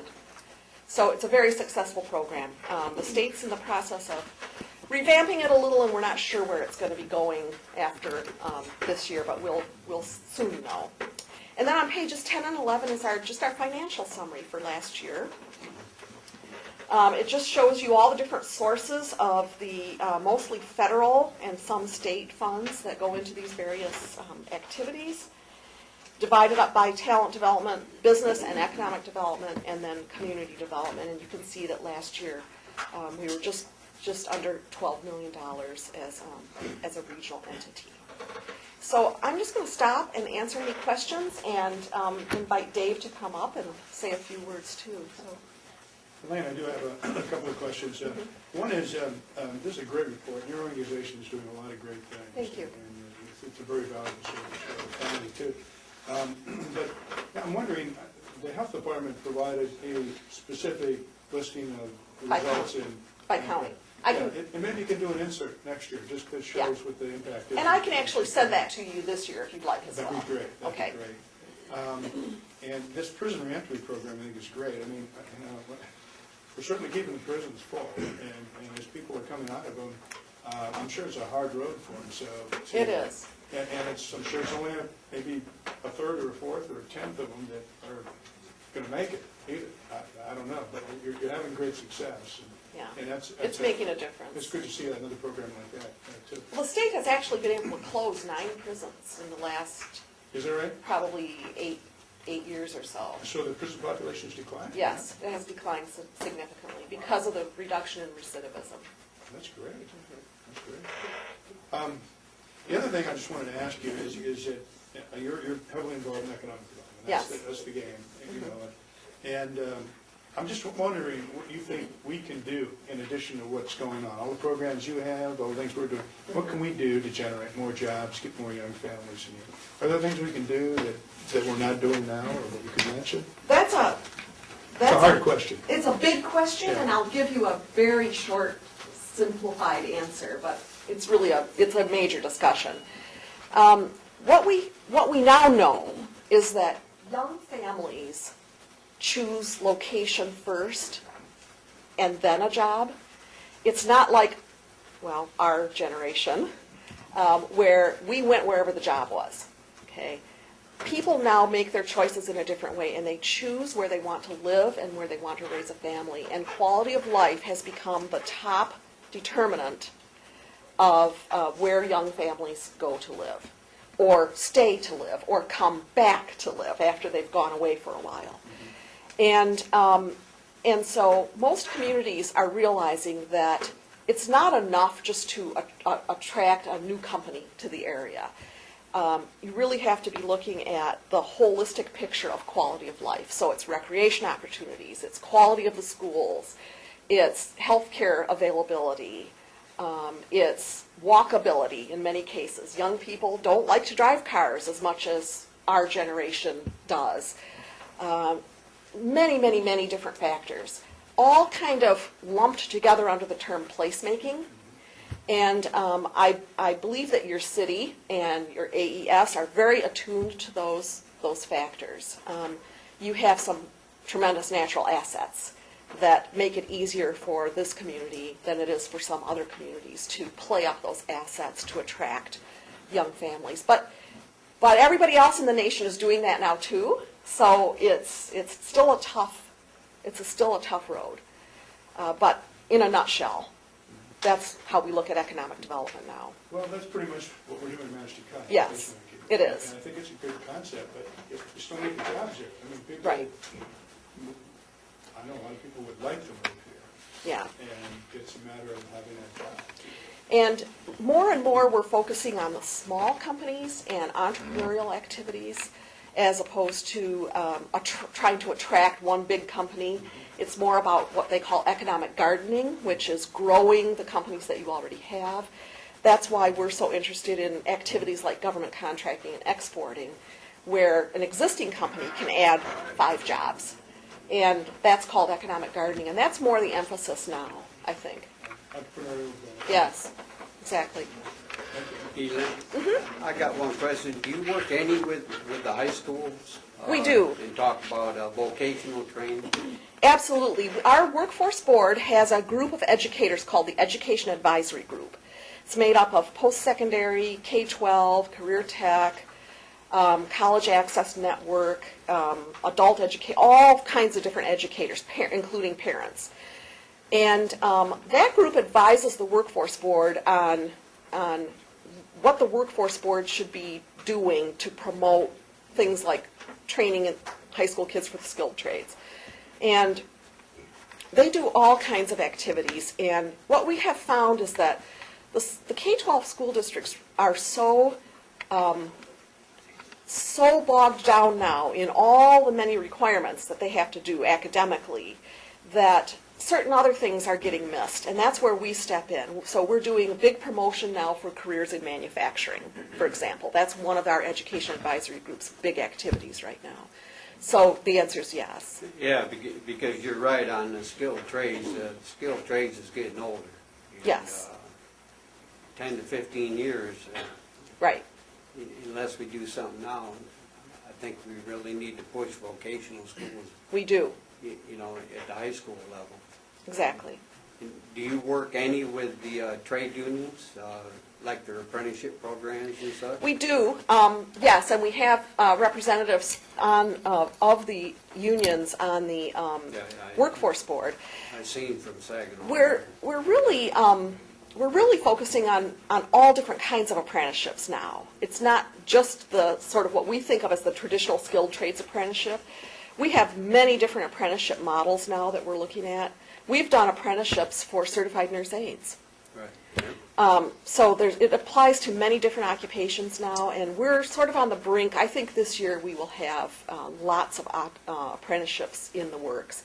Right now we have 5 apprenticeships with a company in Traverse City, a manufacturing firm, that is sort of our kickoff for a renewed approach to apprenticeships, and it is one of the main items on the board's strategic agenda for the next several years as well. So do you recognize at the school level, without the peer pressure of having to go to college, that vocational education, whether in any one of what you're classifying skilled trades now, is important? Absolutely. And what we're finding is that it's mostly that the parents aren't really aware of those opportunities, whether it's in the education sector or in the job market. And so there's really just, we're trying to educate parents and school counselors and teachers. We have, for example, this summer starting up something called Talent Tours, where we're taking high school kids through manufacturing plants where they can see that, oh, wait a minute, this is completely different from what I thought. You know, this is really high tech. This is clean. People are wearing white coats. This looks like a medical lab. And it's really eye-opening for the teachers, the parents, and the students.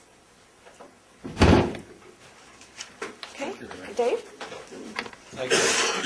Mark, I want to come back to you, and then you just gave me an opportunity here, and I appreciate that, and I'm wearing a community hat when I say this. One of the ways we can succeed in developing more business is support local business. I think that's so important because a lot of opportunities are out there for local business to do better if we got more support out of the community. I think that's a real important thing that doesn't always get pushed. I want to point out a couple of things. I guess I'm going to start with the preface that, there's not anybody on this board was here when I was appointed to this board in 1981. It's a long time.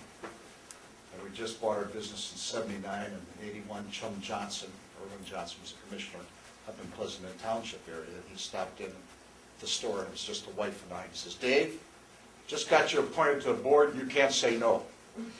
And it was what at that time was called the Private Industrial Council. I've been on it since then. I've been chairman of it since 1987. I want to thank this board and the community for allowing me to participate in this through all those years. It's been a great experience, a great pleasure. Here to let you know that my term is up in December. I'll be 73 years old, and I think it's time for me to retire. So this is my last term serving on this. And so again, in this little talk, you'll see why. One of the things that our board's felt so strong about for so many years is the biggest bang for the buck.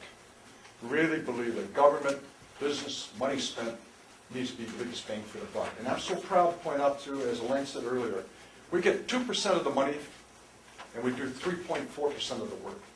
And that's a fabulous thing. It's just an amazing thing. We are so blessed in Northwest Michigan to have the staff, have Elaine Wood, who's been sought out by all different people. The governor wants her in Lansing in the worst way to help, and we've been able to hang on to her. And her and the talented staff that she has around her has really helped Northwest Michigan be the leader in Michigan, and in many cases, the leader of the nation. Our workforce development board is one of the best, top 10 in the country, and it has all to do with the staff. And we're very blessed about that. I wanted to talk, a couple of my experiences that have been so rewarding to me on the board is the Beaver Island experience. Most of these children have one foot in prison, 1 foot out. Most of them come from families who've always told them, you're a big dummy and you don't know anything, you're never going to be anything. And they go there, they find out they're a human being, they find out they've got a talent, they learn about themselves, and when you go to their graduation, If you don't walk out of there with a tear in your eye, you're just not human, because they tell you their stories. And it's just absolutely amazing. It's been so rewarding. You know, sometimes we have a very powerful board. We have some very, very good people on it from all over the 10 region, very educated, movers in their own communities. And I often ask myself how fortunate we are to hang on to these people on our board for years and years and years.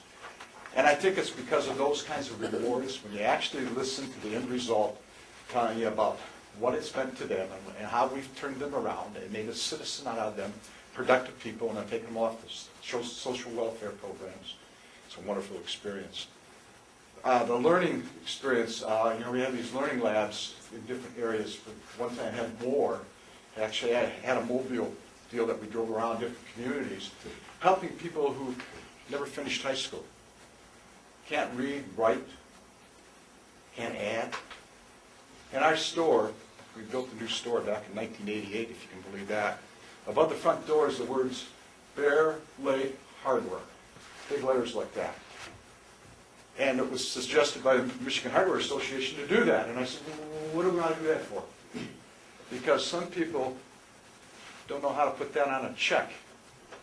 And they can look up there and see it, and they can put it on their check. And, it's frightening, but it's the reality of life. It's going on. But these learning labs have helped a lot of people learn how to read, write, and do math. So many people who haven't finished high school, who are of an adult age, don't want to go back to the high school element because they don't want to be around a lot of younger people. They got an ego.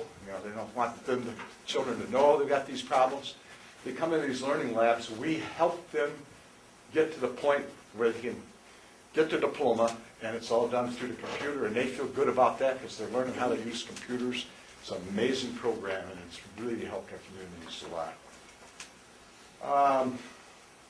We have also coming up a Prosperity Board. This is a demand made by our governor.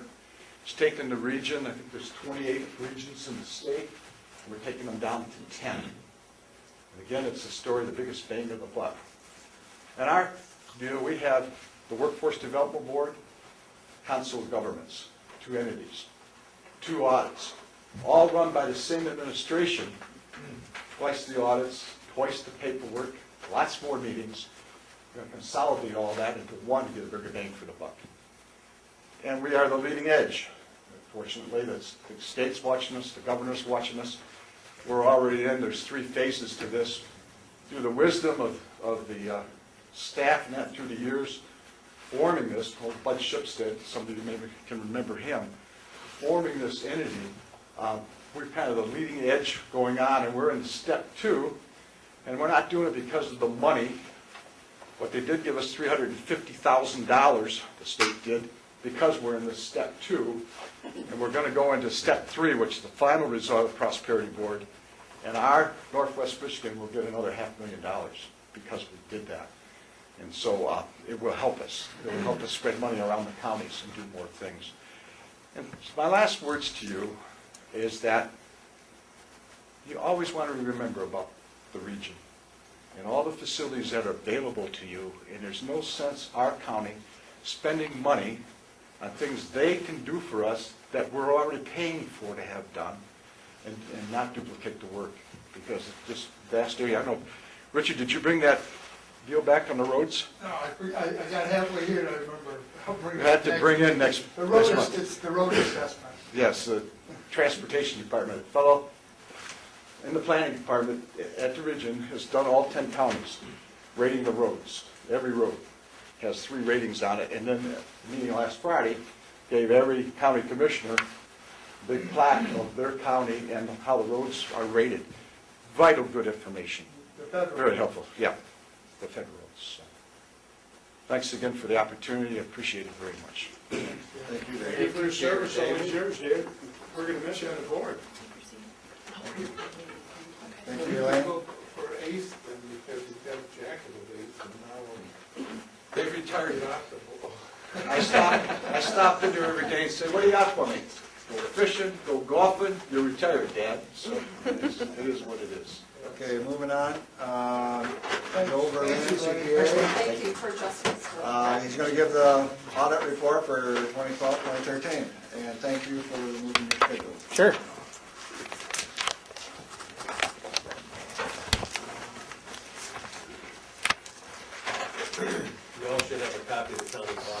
give it to you at the special meeting then, April 7th.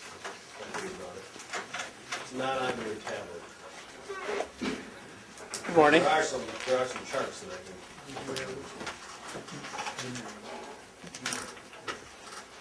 Good morning. I'd like to thank the commissioners for allowing our firm to serve as your auditors. We very much appreciate it. It certainly is a privilege for us to serve. We very much enjoy working with the staff, Tom and Russ, and they do a great job. When we start our preliminary procedures, they start as early as November, December. We start receiving trial balances and the backup support. And we get started on the audit. Throughout the process, we get all of the schedules that we need to get comfortable with revenues and the expenditures. We get the schedules and the confirmations that we need for the balance sheet to get everything tied out. And accordingly, we issued an unmodified opinion. It used to be referred to as an unqualified opinion. Now, with some new clarity standards, GASB has changed the terminology to an unmodified opinion, but it really means the same thing. And of all 90 pages of the audit report, that's probably the most important section that you'll find, and it's on page 2. What that means is that the financial statements present fairly in all material respects the financial position of the county as of September 30, 2013. And this should be the county's goal to receive an unmodified opinion each year. But at the same time, it does mean something to achieve that accomplishment. We've audited larger entities and organizations that actually have larger budgets, more resources at their disposal, who have failed to receive an unmodified opinion. We've issued qualified as well as adverse opinions. So it does mean something. It is an accomplishment to achieve it. If you want to flip to page 3, the very next section of the audit report is management's discussion and analysis. I encourage readers of the financial statements to take a look at the MD&A section. It gives a narrative overview of the financial statements. Everything in this section, for the most part, is presented on what's referred to as the accrual basis of accounting. It's the same methodology, the same basis of accounting that would be used in the corporate world. It has a longer-term perspective on the financial condition of the county. It takes into consideration capital assets, long-term debt, OPEB, other post-employment obligations, things of that nature. So it has a very long-term overview, and changes, increases, or decreases in the net position can provide useful information to gauge the overall financial condition of the county. So on page 3, the first section shows the financial highlights. Is it page 4? It's 4. Okay. It's like we're one page off. Okay, all right. So the financial highlights show that there's $16,211,040 of unrestricted net position for the county as of September 30, 2013. Those are the funds that are available to the commissioners in management of the county to be used for general appropriations on a go-forward basis. There are fewer strings attached to it. It's not restricted by either third-party restrictions, banking restrictions, bonding agents. There are no restrictions tied to it, and it represents liquid assets. And we'll talk a little bit as we get through the financial highlights what that means, whether or not that's good. It's hard to judge whether or not that's a good number. We'll get through and talk a little bit about benchmarks. Another key financial highlight was the fact that the net position for the county was up by $458,293 for the year. And again, in the corporate world, we would think of that as net income. So to see an increase in that position is generally speaking, a very positive sign over time, especially with the economic downturn that we're all aware of in the state of Michigan. A lot of counties are still struggling with stagnant revenues and increasing expenses. They're having a hard time maintaining their position. Here in Manistee, there was actually an increase for the year. So again, a very important accomplishment that the county achieved. Looking at the funds, so the first two financial highlights are more on the accrual basis. The fund balances across all the funds, the governmental funds, the general fund, and so forth, were $6,807,751. This is on the modified accrual basis of accounting. This is the more traditional methodology for looking at equity. This is a more short-term focus on equity. So how much is available right now to cover the government's, the county's current obligations? I would think of it more as a one-year cycle. What are the current resources available to cover those obligations? And at September 30, 2013, it was roughly $6.8 million. The general fund unassigned fund balance was $1,836,894 as of September 30, 2013.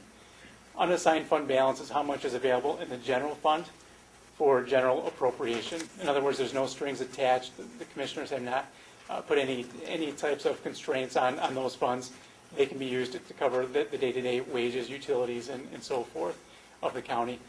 And this is just looking at the general fund. So we're looking at one fund as opposed to county-wide performance. And generally speaking, the general fund is the most important fund to any organization. One thing that I wanted to point out is the GFOA, the Government Finance Officers Association, recommends having 2 months of operating reserves set aside in the unassigned fund balance. To convert that to a percentage, it would be 16.7%. And the $1.8 million that the county has as of September 30, 2013, we take that number and divide it by the total expenditures and appropriations out of the general fund. The county is at 19%. So a couple points ahead of what the GFOA recommends for best practice. And a little bit later on, we'll get to how much fund balance the county actually has control over in the general fund. The unassigned number is roughly $1.8 million. We'll see that there's actually $1.6 million that is committed. It's sitting in a budgetary, I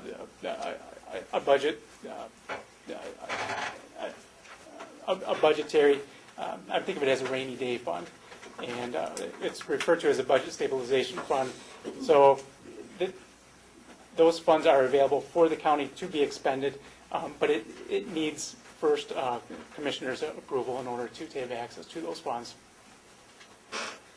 Working through the rest of the MD&A, on page 8, you can see a comparative statement of net position. The other reason that I like looking at the MD&A is the one section of the audit report where the readers can see 2-year comparative information.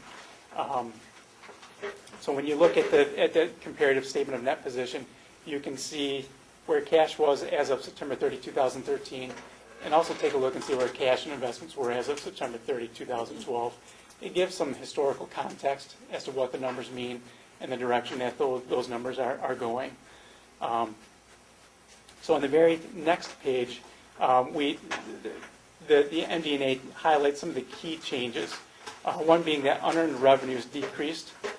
So the county no longer had any revenues that fell into the unearned category. As of September 30, 2012, it was $562,395 that was reported as a liability. Those constraints were removed, and that was picked up as a one-time increase in tax revenues, simply because those funds came in and were collected by the county. So one-time favorable increase there. Another area worth pointing out, if you look at the business type activities for September 30, 2013, the other post-employment benefit obligation increased from $0 as of September 30, 2012 to $234,600 as of September 30, 2013.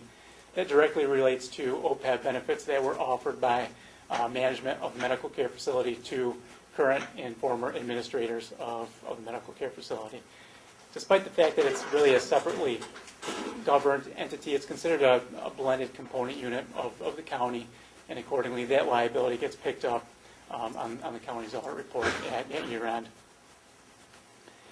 One other significant change is the fact that cash and investments were up by $2,287,966. So a very substantial increase year over year.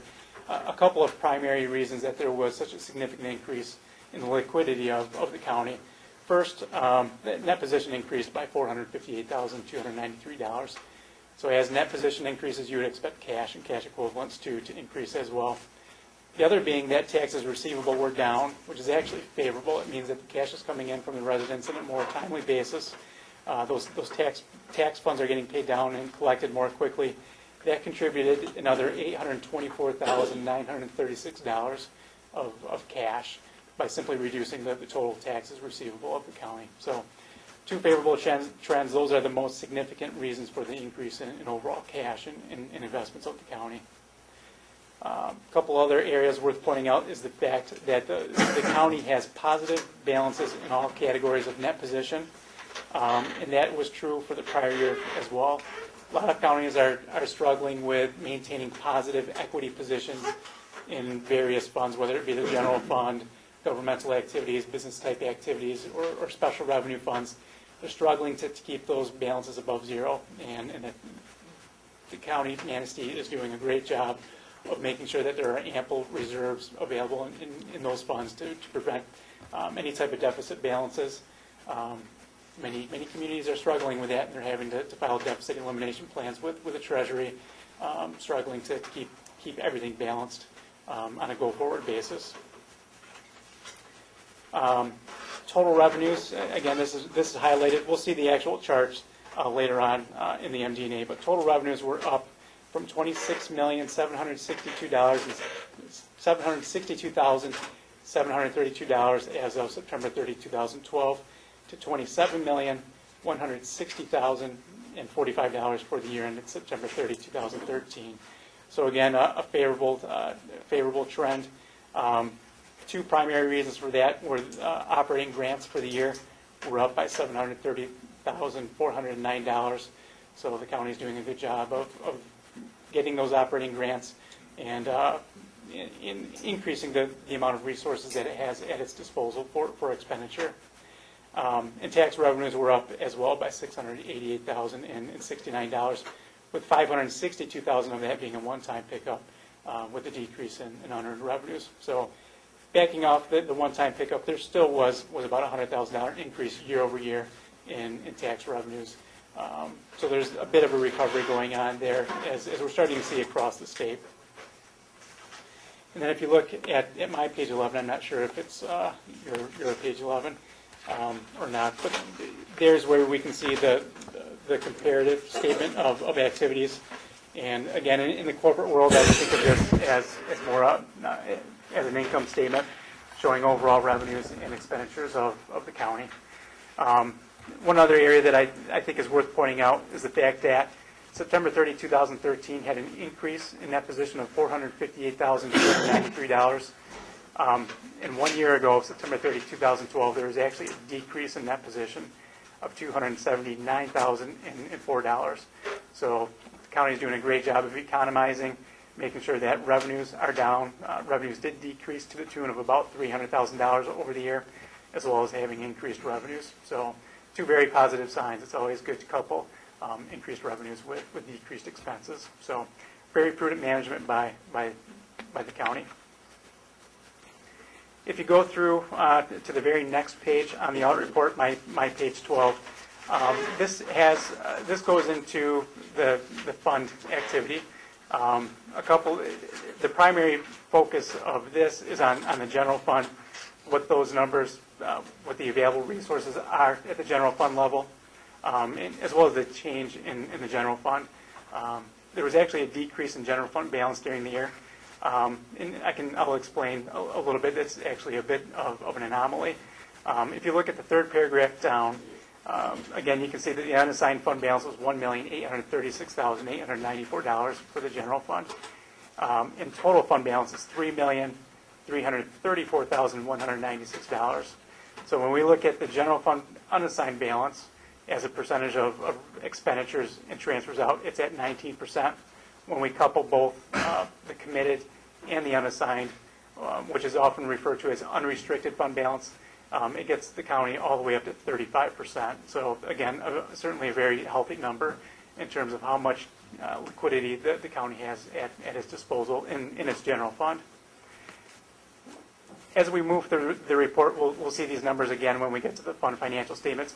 The general fund did have a decrease in fund balance for the year of $307,330, which, if we look at it on the surface, it might not look good on black and white. It would appear that the general fund had a slump for the year. However, there was one transaction that had a significant impact on that, being that there was a transfer into an OPEB reserve fund during the year. Those funds came out of the general fund, went into the OPEB reserve fund in the amount of $1,112,277. Was a singular one-time event. It is reflected as a transfer out of the general fund. Total transfers out were roughly $1.6 million of the general fund. And this was, the transfer into the OPEB reserve fund was roughly 1.1 million of it. But for that singular transaction, there would have actually been roughly an $800,000 increase in the general fund balance for the year, which is a little bit more representative of what the trend has been recently in the general fund. I put together a couple of slides, and these slides show some trend historical information for the general fund, just to kind of see what the increase and decrease has been over time in the general fund, and what that percentage of general fund expenditures has been over the past 5 years, just to give some historical context. That'll be up on the screen. It might be in your board packets as well. It would be a separate handout. This is not included in the actual audit report. It was a separate PDF that was provided. So here's the unrestricted fund balance. This includes both the unassigned and the committed fund balance in the general fund. So looking back at 2009, it was just under $2.5 million. You can see a steady increase in 2010, 11, and 12. And then 2013 is the only year of the 5 that had a decrease in general fund, unrestricted fund balance. And the primary reason for that was the $1.1 million transfer out. So if we were to add that back, you would actually see another increase over time, which would continue a very favorable trend with the general fund. We audit several counties that have general fund balances in the 2 to 10% range of annualized expenditures, really struggling to manage it. But again, this shows that not only as of September 30, 2013 was the general fund in good, healthy condition, it's been a persistent trend over time. This is the general fund balance as a percentage of the expenditures and transfers out. So looking at that number over time, you can see the low point was 23.5%. Even that exceeds GFOA's recommended level of 17%. And then a steady increase over time, 28%, 31, 36, almost 37%. And then a one-time decrease to 33%. Again, directly related to the transfer out into the OPEB reserve fund. So just a couple of trends that show recent history as opposed to a one-year snapshot, and to provide some insight as to the overall prudence of management of the county over a sustained period of time. Moving through the rest of the MD&A, some of the considerations that management has put together show up on the very last section of the MD&A. I think one that merits attention, they all merit attention, but one that really stands out is the fact that revenue sharing from the state of Michigan is scheduled to increase to $432,471 for the year ended September 30, 2014. If we go back 10 years, the state of Michigan required a state revenue sharing reserve fund to be set up, and the county was basically taking money out of its left pocket each year and putting it into its right pocket in order to replace the state revenue sharing. For the year ended September 30, 2013, it was the first time in roughly 10 years that there was actually revenue sharing coming from Lansing going into the general fund budget. It was to the tune of about $120,000 for the year ended September 30, 2013. And that number jumps up to $432,471. So very positive sign. That is basically sales tax that Treasury is collecting and then redistributing to communities throughout the state of Michigan. So there is a bit of a recovery that is starting to happen statewide. Those state revenue sharing funds are finally starting to kick in, and still it's a fraction of where it was 10, 15 years ago, but it is at least a trend in the right direction. Is that from constitutional or statutory? It's a combination of both. Counties don't have constitution. There is $345,977 that is guaranteed to the county. It's referred to as EVIP, Economic Vitality Incentive Program. There are 3 hoops that the county needs to jump through in order to receive the balance of $86,494 to receive that full $432,000 throughout the course of the year. When you say that's all statutory? all county state revenue sharing is statutory. What Mr. Berlin's referring to is $432,000 is guaranteed based on the legislature saying it's guaranteed in this next budget, or in the current budget. What they're saying is they put strings on three other portions, which we have to jump through a few hoops, put some things on our website, show our transparency, and a couple other issues other items that we take care of in our office, which has caused more work, but it also provides information to the public, and it checks us all out on what we're doing. But that's not guaranteed, because we don't complete the paperwork for the state. We don't get that. We have been compliant with that for the next 1 or 2 years first. But what I'm trying to tell you, I guess, is there is no constitutional, like when you were a city councilman, there's constitutional state revenue. There is no constitutional state revenue sharing in county government. The state of Michigan tomorrow could say, we're cutting state revenue sharing 100%. And they basically did a few years ago when they set up this goofy formula that gives us, that had us pay ourselves our revenue sharing, which I won't even get into right now. And that's one of the reasons why you don't want to become dependent on this stuff. Well, state revenue sharing means a lot to us, so, $500,000 with a $10 million budget is a lot. So the next area of the audit report that I wanted to focus on begins on page 17. It should be your governmental funds balance sheet. And this is the more traditional methodology for reporting governmental finances. These are on the modified accrual basis of accounting. It takes the more short-term approach on valuing assets and liabilities. So capital assets are missing from this. Long-term debt is missing from this. Other post-employment benefits are not included on this report. It's more of a one-year snapshot of total resources compared to total liabilities. As you can see on this governmental funds balance sheet, the committed amount is basically the budget stabilization funds are $1,448,562, and the unassigned amount is $1,836,894. And you can see total fund balances in the far right column of $6,807,751. And if we skip ahead 2 pages, we get to the statement of revenues, expenditures, and changes in fund balance for the governmental funds. This is the modified accrual basis of accounting still. It takes a look at total inflows of cash and total outflows of cash for the year ended September 30, 2013. For the general fund, for the Black Earth Airport Authority, which is another blended component unit, and all the other funds are considered non-major funds. Those get grouped into one column. But you can see, if you go, it's the very third row up from the bottom on the far left. For the general fund, there was a decrease of $307,330. Again, largely attributed to the $1.6 million that was transferred out to the other funds. In addition to that, if you look to the far right, you can see that total fund balances decreased by $64,264 for the year.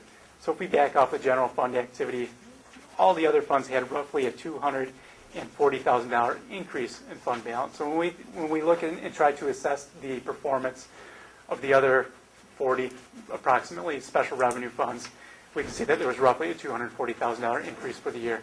So again, good management of the activity of those non-major funds in addition to the general fund. And then one other change that I wanted to point out in this year's financial statement, if we go to what's my page 25, it's the combining statement of net position for the component units. There is a new component unit that's getting reported on this year's audit report for the Manistee County Drain Commissioner. This relates directly to the Kettle Hole project. It's considered a component unit, a discretely presented component unit per Treasury requirements.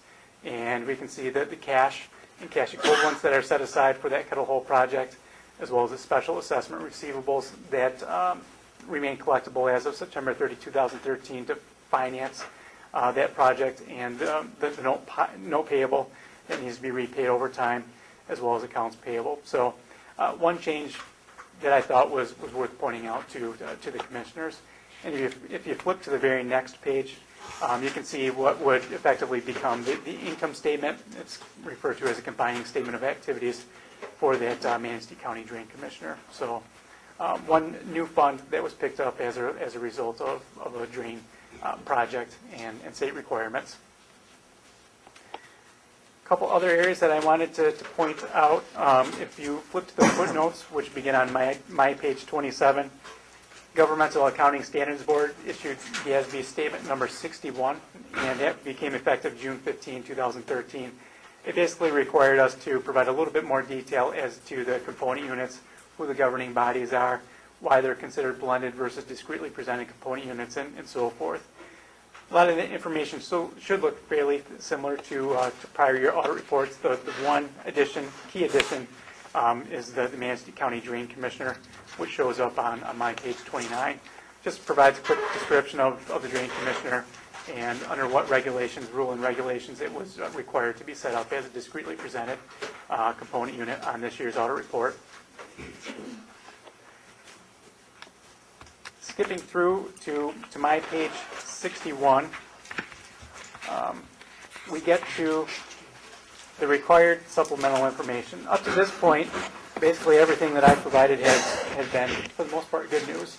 I guess it's my job as the auditor to provide the commissioners with bad news when I think we're out of time, though. Yeah. Some of you may have already heard of GASB 68. The Governmental Accounting Standards Board has issued statement number 68.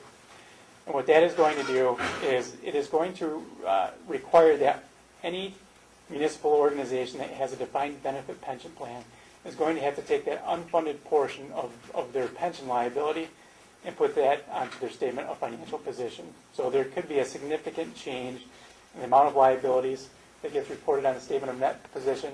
In addition to reporting that liability, it's obviously going to cut into unrestricted net position as well.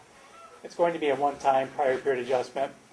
This reporting requirement goes into effect not this year, not September 30, 2014. It will go into effect on September 30, 2015.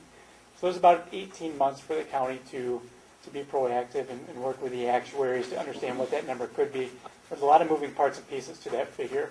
It's not as simple as looking at a report and saying, oh, we need to put X. We need to plan on X going on our statement of financial position as a liability. In a nutshell, to look at and kind of get some sort of a reasonable judgment of what that number could be, the actuarial valuation report dated December 31st, 2012 shows total assets that the county has set aside into its MERS pension plan of $31,506,178. The actuarial approved liability, the net present value of future payments that are going to go to the current and future retirees, is $41,258,320 as of December 31st, 2012. These reports are generally done on a calendar year end as opposed to a fiscal year end, which means that there's an unfunded obligation of $9,752,142 as of December 31st, 2012. Previously, these numbers were required to be reported as a footnote under GASB 25 and GASB 27. Having this liability is not an issue. Under those two requirements, reporting requirements, all that needed to happen is that over the course of 30 years, and I believe the county has roughly 25 years left, that $9.7 million needed to be paid in. So over time, the actuaries provide a number to the county, and it's a normal cost, which is the current year cost of pension benefits, plus that prior year pension cost, the amortization factor had to be paid into MERS. And even though this number is increasing over time, there's a lot of moving parts and pieces to this. It depends on market performance and so forth. But at the end of 30 years, that number goes to $0. And that was fine. All we needed to do, all the county has had to do in the past, is report that as a liability, or footnote disclose what that number is. This number potentially could be the number that flows through over to the statement of net position. And again, it's going to be actuarial determined. And the sooner that those communications start with the actuary, the better off the county will be, because that impact could be substantial. It's also worth pointing out that everything that the actuaries have determined to be the current year cost of contributions, the annual pension cost for each of the last 4 years, and every year that we've done the audit, it has been fully funded into the MERS pension plan. So no issues with current funding. I would not anticipate there being any impact on cash flows. It's simply going to be a liability that needs to get picked up on the statement of net position. There's going to be no requirement for the county to write a check for X millions of dollars to pre-fund it. So it's not going to necessarily drain cash, but it is going to be a new liability that needs to be reported on the audit or on the statement of net position for the county. Shouldn't it be the red instead of the black? Well, there's $16 million of unrestricted net position as of September 30, 2013. As long as that number comes in under 16 million, the county will be fine. But it's going to obviously significantly. The two positives, there's 2 points that I can make that are positive on this, that will help this number, but it's a long-term process.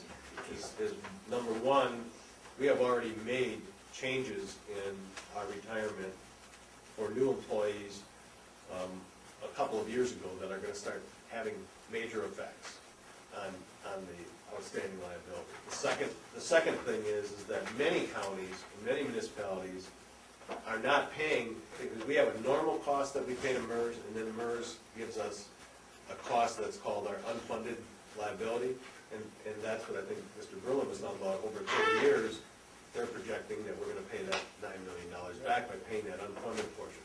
Some municipalities are not paying the unfunded liability, they're just paying the normal cost. We have never, and don't have any plans of not ever paying the normal cost and the unfunded liability. So we are on schedule to do that. I think what Mr. Berlin's saying is, on the books, it could affect our financial position. Well, it's no longer a footnote, now it's part of the balance sheet. Correct. And OPEB was the same way, and with the OPEB liability also. So. But it's a reality, I guess we got to pay it too. Actually, that 76% talking about the funded ratio is maybe just a little bit above what the average governments are in the entire state. Correct. Is that correct? It is, yeah.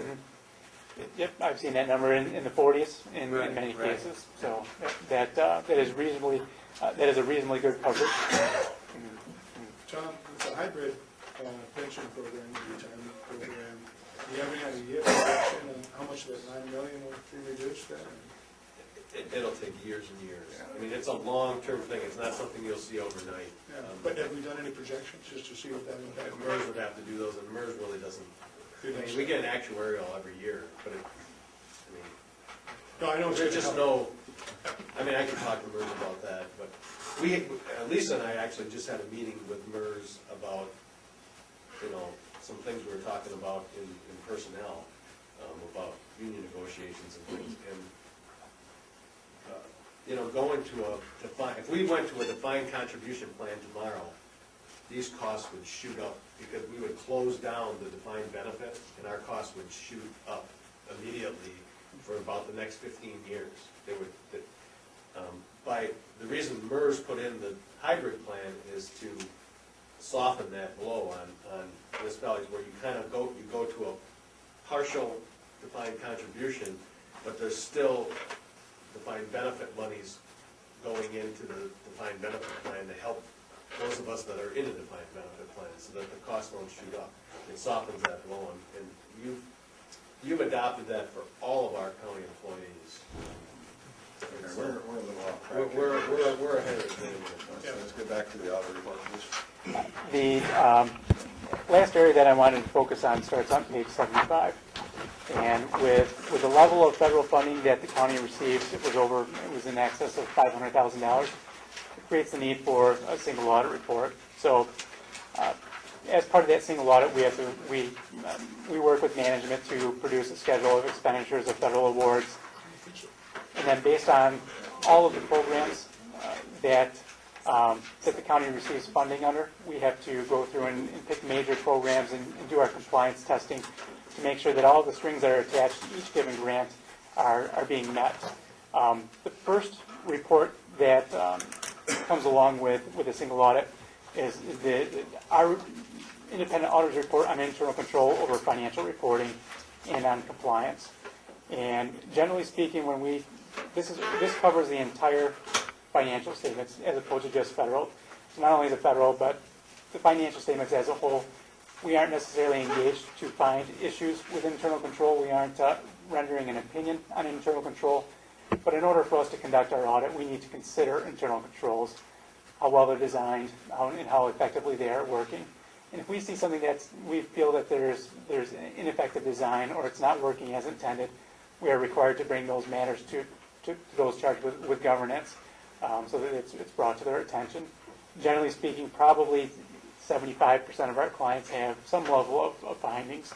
I'm happy to report that the county doesn't have any issues, no significant deficiencies or material weaknesses. So management is doing a very good job of implementing internal control and making sure that those controls are being adhered to. If you want to flip 2 more pages, we get to the next report that is unique to a single audit. This is actually an opinion that we render every time that we determine there to be a major federal program. We need to look at what's referred to as a federal compliance supplement. That compliance supplement has 14 compliance requirements for each grant that the feds award to recipients. And we have to go through and make sure that those funds are being received and expended in accordance with all 14 of those compliance requirements. If we see something that is not compliant, if we see something that doesn't meet the terms of that compliance supplement, we are required to put that in writing. So it's pretty similar to the report on internal control. The report on internal control focuses on all of the financial statements. The report on the compliance is an opinion that we actually render more targeted towards the federal programs, the federal major programs themselves. And the same exists here. We had no compliance findings to bring to management's or the commissioner's attention. So everything is flowing through the system correctly. There's more than adequate controls in place, and everything is working as intended. The last area that I wanted to point out is the schedule of findings and question costs. You can find that. It's on my page 82. This is basically just a summary of everything that has to do with the federal single audit reporting. First, we highlight the fact that there's an unmodified opinion, which is the highest level of opinion. On the auditor's report, if you look a little bit further down, about halfway through on the right column, you'll see that we also issued an unmodified opinion on the auditor's report on compliance over the major programs. That, too, is the highest level of opinion that we can render. And then at the very bottom of the report, we also had to take a look and see if there were any question costs. So if we see something that we didn't know if it was really being expended in accordance with the grant, we are required to report that. And same finding there. There was nothing to report. So everything was expended well in accordance with the grant requirements. And to give a high-level summary of the financial statements as of September 30, 2013, the county is in healthy financial condition, both government-wide, county-wide, and in its general fund. Controls are effectively designed. They're operating as intended. And one important thing to keep in mind as a commissioner is what that impact of GASB 68, the newly devised pension reporting standards can have on the statement of net position. I have 18 months to brace for it, but it is looming around the corner. So, in addition to that, I thought I would point out the fact that our firm, over the past 2 years, we have introduced 3 new auditors to the county audits, just to keep a fresh set of eyes looking at the books, to keep things professional, to make sure that we've got a fresh approach to our risk assessment and areas that need focus and attention throughout the engagement. David Wilson has been the principal in charge. This was the first year that I've been the principal in charge of the county audit. So I looked at the planning procedures and and their reporting procedures and made sure that everything met our firm's quality control requirements, just to make sure that we've got a fresh approach, and we're rotating personnel to keep things, to have that fresh professional skepticism when we take a look at our clients' books and records. And I know that 3 years ago we entered into a 5-year contract for auditing services with the county, with years 4 and 5 being subject to commission, the commissioners extending their optional extensions. And I know that the sentiment of our firm is we would very much appreciate the opportunity to have that year 4 extension exercised. We very much value working with the client. It truly is a privilege to work with the staff and work with clients that do things the right way. And we would be excited to continue that relationship for year 4 of the engagement. Other than that, I'm more than happy to answer any questions that the commissioners might have. Questions? I have no comment that I think we're very fortunate to have excellent staff that are watching their budgets, and that our management is watching and taking seriously fiscal responsibility. I know we have the ultimate responsibility as elected officials, but I think our staff does a great job, and that's part of the reason that we're sitting pretty nice. Thank you, Mr. President. Thank you. Okay, moving on. On the agenda, Detective Lieutenant Matt Kanitz, update for the Scent Narcotics team.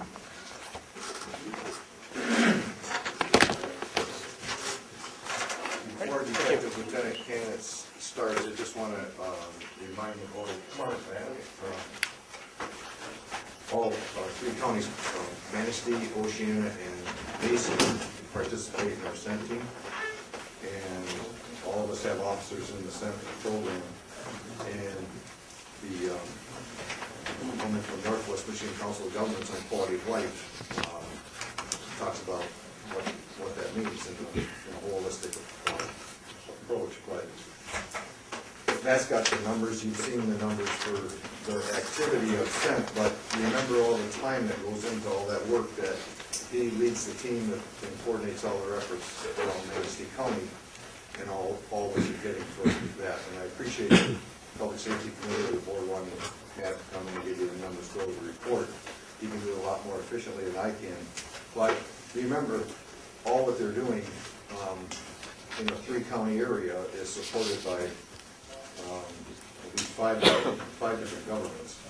2 cities, Ludington and Manistee, and the 3 county governments that put money into this program, along with the state of Michigan. So if there's a program that you get a big bang for your buck, it's this one here. And I appreciate all the work that Matt does for us and running the team. Your sub report is on page 156. Thank you, Sheriff.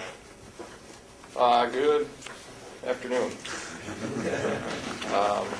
Appreciate the opportunity to come and address the board, and I will jump right into it, and feel free to jump in there with any questions as I go along. I'm looking to start right on page number 1. It's listed as page number 1. It's the Board of Directors. This just gives you an idea. Excuse me. This just gives you an idea of the makeup of the Board of Directors and the officers that are involved, and kind of alluding to what the sheriff said about the multi-jurisdictional aspect of the team and all the partners that are involved in this operation.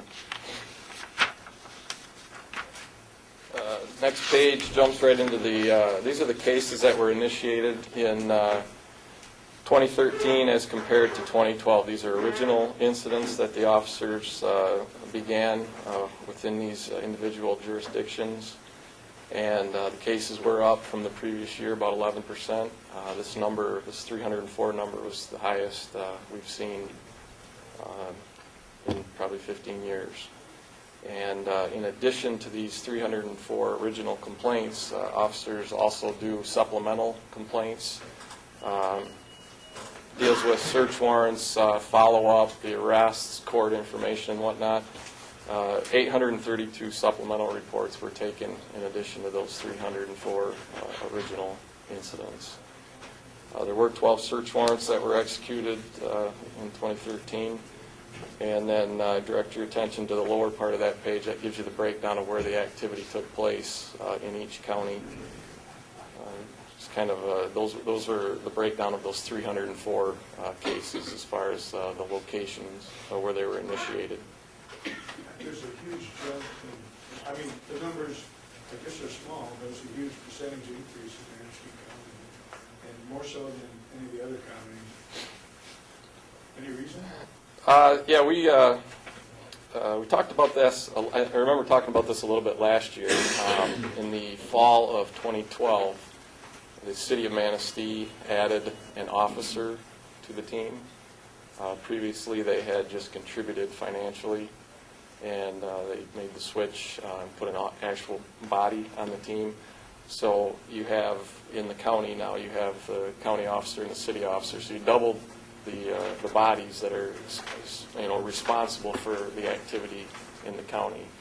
And that's gonna, that's the reason for that. And we had two guys that were really hard charging, and they did a lot of work and did a lot of good work. So if we had three, we'd go up there. It's possible. It's possible. You got another set of eyes and another body out generating activity. And you see the majority of the complaints are around the areas where the majority of the population lies. And that's pretty common in each of the counties. Next page talks about the type of drugs that were encountered and the breakdown per county down at the bottom.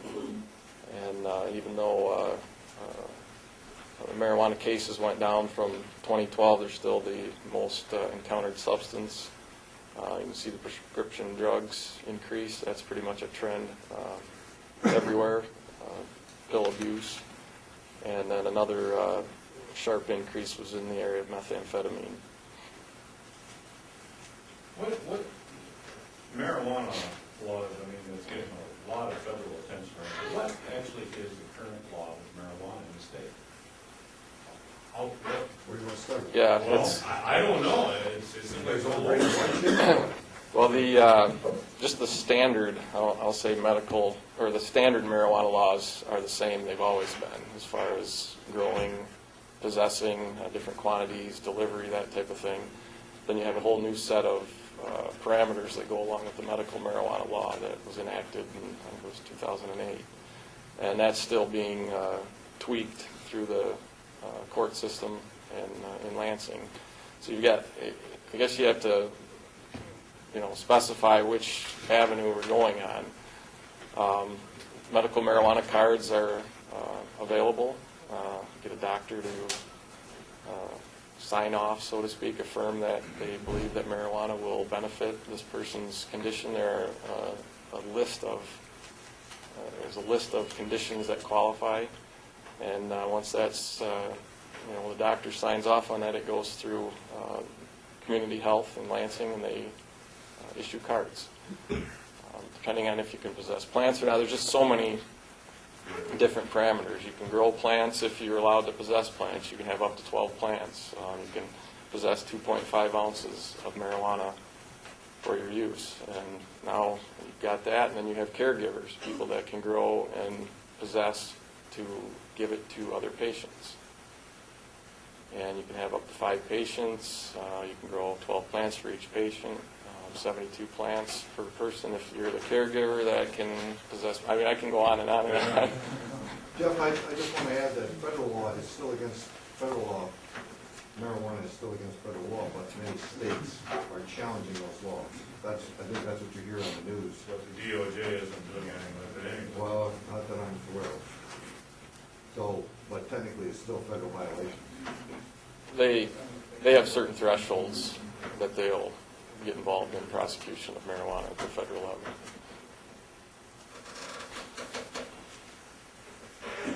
Yep. That means significantly, but again, small numbers too. It is, but that's a huge increase for the area. We've had low levels for some time now, and it's certainly something we want to keep out of the area. But we did have, listed somewhere else in there, we had 7 meth labs last year in our 3 counties.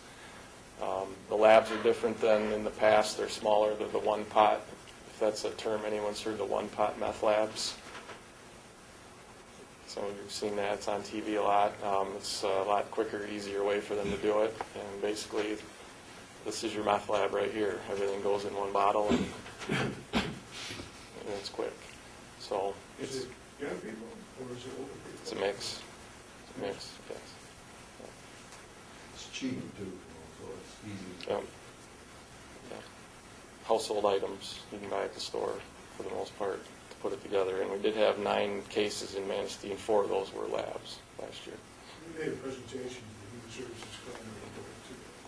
We had a video there and we showed the physical effects of methamphetamine, and it really eats a person up. It really eats your body up. And I mean, it's just bad stuff. It's nasty stuff. Yeah, it is. It takes a toll on the body. Google faces of meth, and it might be something you really don't want to see, but it gives an idea of the before and after of the consequences of using meth. Do we have education programs in the schools about particularly, maybe all drugs, but particularly like methamphetamine and what it does to you? I don't know if there's anything. I don't think there's anything specific to meth. We have do you have any school resource officers? We have no school resource officers in the county, no. The state police had one officer, trooper working, but he's now since moved on to another unit, and so I think the schools are right now deciding what they want to do. All schools in the county. How they want to approach substance abuse awareness. I don't know if that would deter young people or not, but I think if they saw those pictures, that would make them think about it. Man, this is nasty. If you take that case breakdown over the years, where do you see the kids literally from 10 to 16, 17 years old? Has that rate lowered or stayed the same or went up? You know, the young teenager. It's stayed relatively stable. Maybe the drug of choice has changed a little bit, a little more pills. There's always marijuana, but I think the prescription pills have increased a little bit in that age range.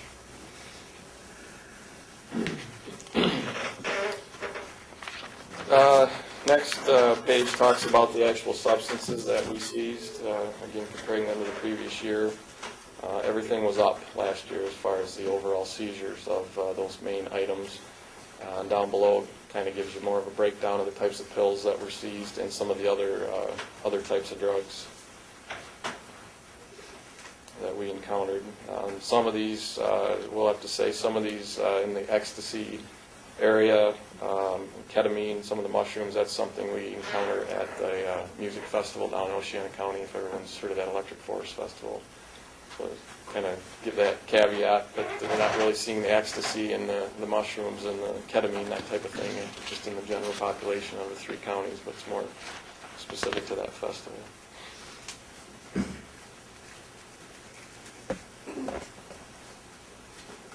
Pretty significant increases in those amounts seized, and then there's the 7 meth labs that were located and dismantled. Moving on to the next page, gets into the arrests. Again, a breakdown of the arrests, and on the top, the left number is the number of people, and the number on the right of the slash is the count. As far as the charges that, so you might have one person with 3 or 4 charges, and that accounts for that larger number on the right. And then we have it broken down below just to give you an idea of the felony, misdemeanors, and the fugitives that were encountered and arrested during the year per the county, for each county.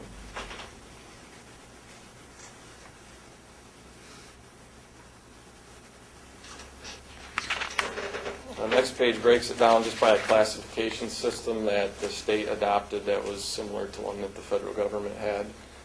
Gives you an idea of just the size of this, the individuals, and as far as how much product that they're possessing, delivering, and that type of thing. It's a classification system. It's used in our grant reporting that we report to the state for our federal grant that we receive. Next page just gets gets into some of the financial aspects as far as money being spent and money being taken in regards to forfeitures and restitutions at the bottom.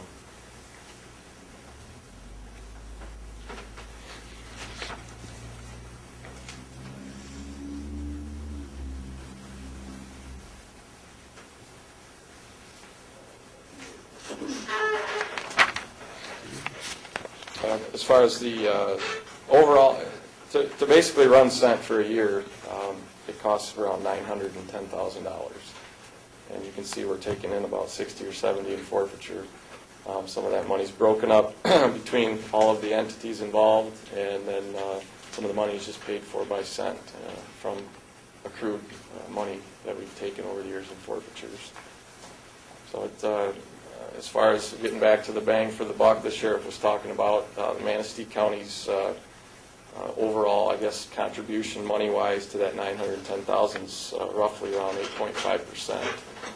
And you're getting, for that 8.5% investment, you're getting the full team that can come and work in this area on specific projects or just on our general drug enforcement. You're getting that $900,000 bang for the buck. If the sheriff has something that he needs us to come up and do in regards to surveillance, if we're having houses broken into, cars broken into, that type of thing, it's a phone call away, and you can have 5, 6, 7 people that can come up and saturate an area and work on that, or any law enforcement agency in the area that needs help with that. So it's a good return on the investment. As far as how much is initially put in, great, collaborative effort, having all the entities together, and it's certainly for the state. We have a lot of these multi-jurisdictional teams, but it's certainly proven to be a very effective way to stretch the money and get the same results as far as enforcement. Can it be used for education then, maybe high schools, things like that? The board controls that money. I'm not sure. It has to go towards law enforcement initiatives when it's forfeiture money. I don't know if education's on that list or not, but it's dictated by statute what the money can be used for. And I can't say I know that. It seemed like it would be, it could potentially be a good use, or we're trying, just to make sure that the young people are aware with definitely importance of these drugs. And taking prescription drugs and not really knowing if they have that. There's a lot of things we could do. A lot of times it's just bringing another partner to the table and bringing in our schools. I don't think they'd get close to that, but finding the resources to do it on an ongoing basis, because once you start something off with it, it's hard. It also could affect our budget too, because I think some of the money that they use actually offsets some of the costs that we would normally have in our budget. I know there's been the vehicle expenses. Sometimes the board has voted to pay for those rather than charge the counties for them. So it always swings back to our budget, it seems like. It's just, if you look at really what the cost benefit is there, if you've got folks generating serious health problems, addictions, if you can forestall it somehow, I don't know. Maybe it wouldn't change it at all. How do you know? Well, if you look at the, what the heck was the dog, what was that program that was used for years and years? McGruff, the crime dog, that, and you guys had an officer who used to go into schools all the time, and that has since vanished, hasn't it? You didn't see the impact that it's thought to have had. No, and there's been changes as to the philosophy of what approach you take with young people and the educational program that you provide, that everybody's got a different opinion, and how you do it is really up to the local schools and stuff to stay on top of this stuff. But we found you get them under the control of juvenile court, and then you got to thumb on people that are going to try this stuff. I don't profess to understand the sociological problems that our society faces. I do want to add that what Lieutenant Cannon's indicated about the cost and stuff. We've been in this since the late 80s, early 90s in Manistee County, and I don't know of a better program these officers together focusing on a variety of investigative tasks that we ask them to do, and having the results we do for a little bit of money across each government entity. And I would stress upon the representative who's here that these are good programs, and especially in northern Michigan, where there would be no active investigative capability for drug enforcement. You couldn't do it in uniform. Without these guys in plain clothes and doing their work, you wouldn't do it in uniform. It just won't happen. So if the results, if any results he's got, you'd have nothing in uniform, but very little in uniform. You just can't do it.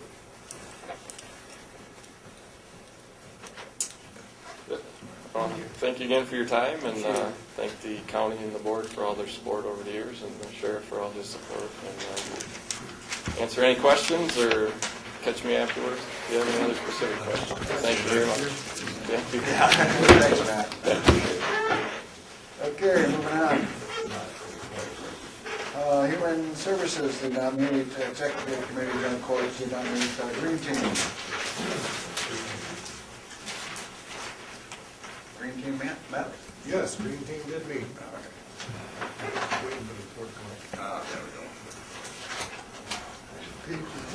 We only had one incident or one issue that we need to bring forward to the board, and that was the support of the $1 million that the governor has for recycling. But it was also discussed in length about how this $1 million, while it's a lot of money, is not going to have an immediate impact on us because the money is going to be used to establish the program, at least in the initial first couple of years. So it doesn't mean a whole lot to us. But I would make the recommendation to support the resolution proposed by Governor Rick Snyder to include $1 million in the state Michigan General Fund in the fiscal year 2015 executive budget. Is that a resolution that we have with us here, or is that just I think it was an attachment. attachment? I would second that. Okay, you make a motion Yes. to Support the resolution. support the resolution, okay, and you second it? Okay, any more discussion? Roll call, please. Mr. Schaefer? Yes. Mr. Dons? Yes. Mr. Bergstrom? Mr. Hilliard? Yes. Mr. Kolchak? Yes. Mr. Marshall? Yes. Mr. Schmidt? Yes. It was also discussed at the meeting that the signs that were provided by this board to the recycling program were shipped. I believe they are now at the road commission. Yes. And they will be installed by Manistee County maintenance personnel at a later date. As soon as the snow goes away, I think we're just about at that point right now. Almost there. Is there a cost to that installing? Bruce going out there with a postal digger. Is the road commission installing or Bruce? No. Bruce is. Oh. We asked the road commission to do it. It would cost, the equipment they would have to bring, to put 2 holes in the ground and 4 different sites would be just, it's not worth it. We asked for that, but they have this big piece of machinery and they'd have to go to 4 different sites. I said a postal digger, Bruce will probably rent an auger for one morning and he'll take it back and it'll cost us $50 or something like that, where if we had the road commission do it, it would cost, in machinery costs alone and time, it would cost probably thousands of dollars to take that machine all over the place just to put 2 posts in the ground. Thank you. We also discussed the fact that the volume of recycle is up over the last couple of months, and we currently are over the budget a little bit, about $1,200 in what they planned for this point in time in the fiscal year. But Ms. Archer didn't feel that it was an issue right now, but she'd keep us informed as to how that was going. She informed us that Benzie was going to have a electronic collection on April 19th. That's come and gone. And that's about it on the report. You could have mentioned on that resolution that we just approved, was trying to find it now, but I think it was in his newsletter, talked about this loss of over $100 million because material is not being recycled, it's going to a landfill, it's being dumped in there, instead of being recycled. In other words, there's enough value in that, so increasing recycling could have a very positive benefit in terms of revenues to Michigan too, so. We talked about, I'm going to go real quick and brief, we talked about MAC yesterday, and unless we can build a facility in this side of the state, it's going to cost us a whole bunch of money to send our recycling to get it processed. So you better be ready for the cost. Oh, okay, we're trying to go that far. Yeah, because we don't have no facilities to do it. Now they did it that. That resolution is on 112, page 112. Page 112, okay. Okay, I'll entertain a motion to accept the Green Team report. I'll make the motion. Second. Okay, I have motion and support. Any more discussion? All in favor, say aye. Aye. Opposed? Motion carries. Regional Summit Committee report. I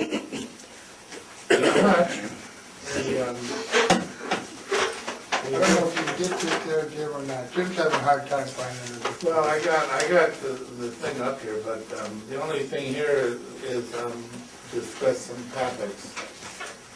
You know what they are? Well, I don't understand. There was nothing other than the schedule. 136. Is that where it's at?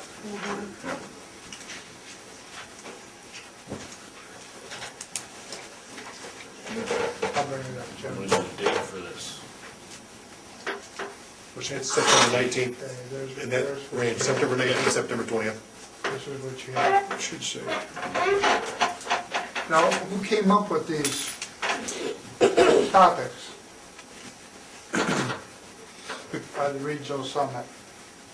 Oh, it was the committee. Yeah. Okay. Committee asked each county commissioner to send in their suggestions. Yeah. You sent them in, Otherwise, you they're just listed get... there, if you didn't, then they're not. No, you're not locked into these. This No, I is was just a wondering, I mean, suggestion. I don't mind it. You got me down for grants, Kathy Bourne, but she doesn't work there anymore. But I do... No, but she's still knowledgeable about grants. Yeah. It's about, how grants, how to identify and prepare them. But are we gonna get someone from, that do the grants to come and explain this forward? Yeah, you Or would are we introduce, gonna do- you would introduce the person. You would Okay, introduce the I person. can just go to ES and find out who the new grant person's gonna be. You got it. And plus, Jim Drace does that in Calvin too. Okay, that's the only question I had. The subjects that we went through, we pretty much wanted to have subjects that would benefit the most people, not have things that were specific, like there was a thought about having something about the drain commission. Well, we pretty much decided to go wider spectrum than just that. I myself have sent this year, and my focus is going to be to convey to the sent person, to let people know that we do have a drug issue in Manistee County and what we are doing about it. So that's pretty much how it went down. Yeah, the format's a little different this year. It's good to mix it up a little bit. So each county commissioner will be introducing one speaker on that particular topic. Now, if you're not happy with the topic, you gotta let the committee know. This is just, provisional or initial, whatever you wanna call it. So, I'm very interested in our development of a strategic plan, so I'm very happy to introduce Tim Irwin or Tamara Bushwinka. I think I got that pronounced right. To talk about the development of the strategic plan for the county. So, if there's another topic you're interested in, I don't think anything's locked in here, but it's related to topics that were identified in the comments from the last summit meeting, plus just in terms of trying to identify things that would be of interest to people in the county, both elected and citizens. So it's a little different approach, and looking at trying it, and I think that's kind of where we're at, isn't it, Jim, pretty much? Yeah, I would say so. Are you going to narrow this down to how much time, Yeah. in my case, I'm going to speak and If you see the statement, speakers? yeah, it says 5 minutes for an introduction, And then, where's that here? 5 minutes for the introduction, and about, I think, 20 minutes for the speaker, and then another 5 minutes. You know, you gotta have a little flexibility. Some areas are gonna have more questions than others, but 5 minutes for questions too. So, yeah. That's We have kinda- a lot of time to do all that too, it's only it's April. So maybe other things will occur, but so far, that's what we got. Yeah, I think there's some great topics. I think they're all of interest and they're all current in the county. But again, you know, if you have ideas, give them to the committee.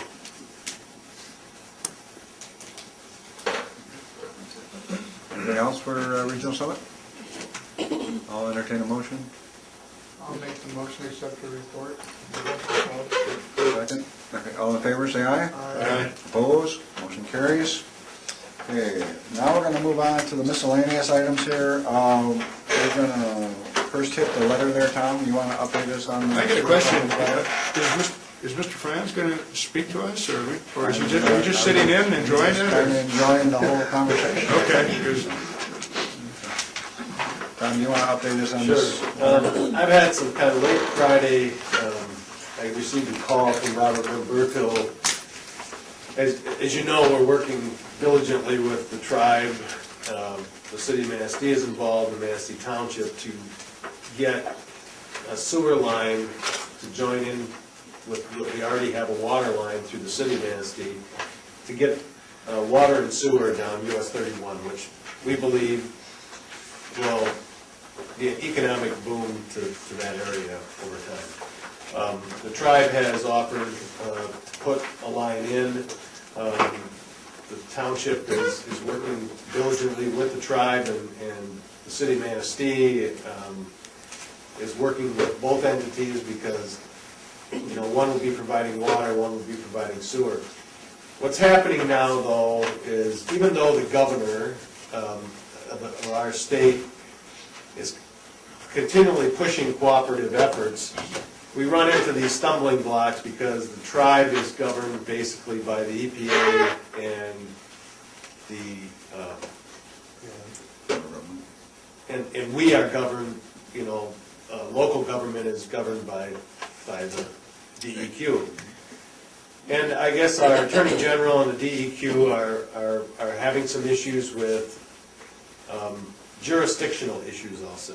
That's all I really know. I don't have all the details. Robert Manberto can explain this in great detail.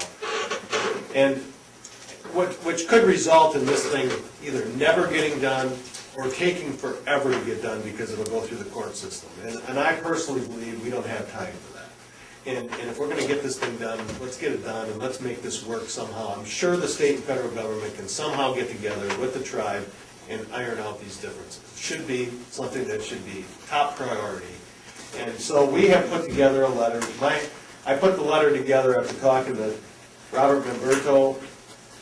He provided me, I also put a copy of the resolution that was adopted by all entities back in 2012. And then Robert Manberto also put together a one-pager. He had a one-page document that kind of explains the entire project. I also talked to Tim Irvin about this from AES, and we basically came up with 7 names of individuals that this should immediately go to. The governor, Dan Wyant, the DEQ director, Representative Franz, John Allen, the director of the Office of the Great Lakes, Bill Schuette, the state attorney general, Senator Boer, and Mike Finney, the director of the Economic Development Corporation. If you'd like, I can read the letter. I don't know if you want me to, or if you want to go over the letter, you've already had the opportunity to go over it. But I brought this letter by some of the other staff that I mentioned earlier, and they think it gets right to the point. We don't get into detail. Since we have a representative here, why don't you read the letter? All right. Dear state leaders, over the past 1.5 years, Manistee County, Manistee Township, the city of Manistee, and the Little River Band of Ottawa Indians have been working diligently on an agreement to complete a joint sewer project in Manistee Township from the corner of US 31 and M55 to the corner of US 31 and M22. This collaborative effort will provide sewer and water services along the US 31 commercial district, which will greatly enhance the economic vitality of this area. It will also benefit the county's own governmental facilities, which are located along this corridor. These facilities include West Shore Medical Center, the Manistee County Medical Care Facility, the Manistee County Sheriff's Department Jail, and Manistee Blacker Airport. We feel strongly that this collaborative effort is exactly the type of project that Governor Snyder is promoting in his efforts to increase government cooperation and economic development. Unfortunately, it has come to our attention that federal and state jurisdictional matters may jeopardize this project or at a minimum delay it for an unreasonable time period. Therefore, we urge you as leaders within the state of Michigan to work jointly and swiftly with the Little River Band of Ottawa Indians and the federal government to find solutions which will provide the greatest economic impact on our area. It is especially important to find a way to make this project a success as we struggle to recover from the economic difficulties experienced in our state over the past several years. Attached for your review is a resolution which was adopted by the Manistee County Board of Commissioners on October 23, 2012, which resolves to work collaboratively with all affected local units of government. This resolution was also adopted by the City of Manistee, the Little River Band of Ottawa Indians, and Manistee Township. Also enclosed is a one-page synopsis briefly explaining the project and the economic impact this collaborative effort will potentially provide to Manistee County. The Manistee County Board of Commissioners urge your support of this project and request your immediate attention toward solving any jurisdictional issues that currently exist. Sincerely, that would be signed by all 7 of you before you leave today. Thank you, Tom. This is what you want to do. And I recommend it. Tom, to get it, I want to go along with it. Tom, to get at the heart of this again, what are the specific jurisdictional concerns? Well, tribes are on sovereign land, and are under federal control. Their waste, and I may be getting this not exactly right, but their wastewater treatment facility is not governed by the DEQ, it's governed by the EPA.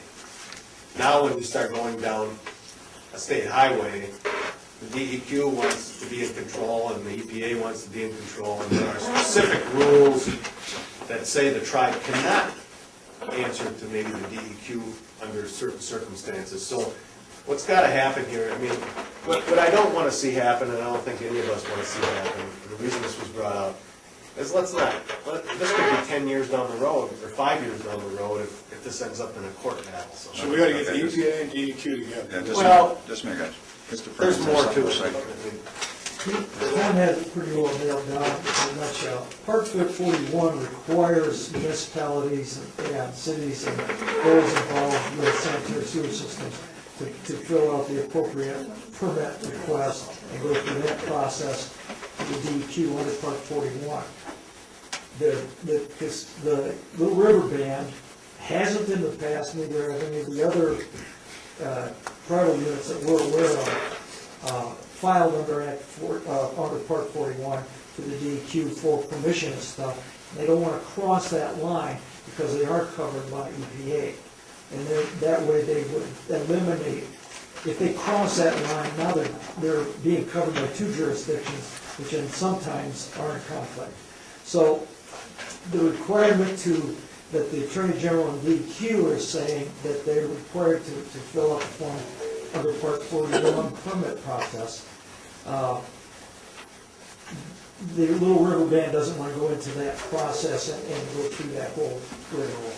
It'll set a poor precedent. So that's where the divide is. And specifically in law, they're not specifically exempt, but those that are included do not include sovereign entities of the tribe. They don't include cities, villages, and municipalities. What's confusing to me about this, as I said to Robert Van Berkel, I've sat in meetings at Manistee Township Hall where John Anderson, the engineer on this project, has said, we put sewer down such and such for this governmental entity, 5 years ago. This isn't a new concept. I mean, tribes are providing sewer and water to other municipalities in other areas of the state. And I'm saying, why all of a sudden is this a problem? Well, it wasn't a problem before, and now it's become a problem. And I don't know if it's political or what it is, but I think we need... DEQ is trying to trying to be consistent in application of Part 41 of the law in the permit process. And they see this, because it's going into the right-of-way, they see this as being part of that jurisdiction of DEQ.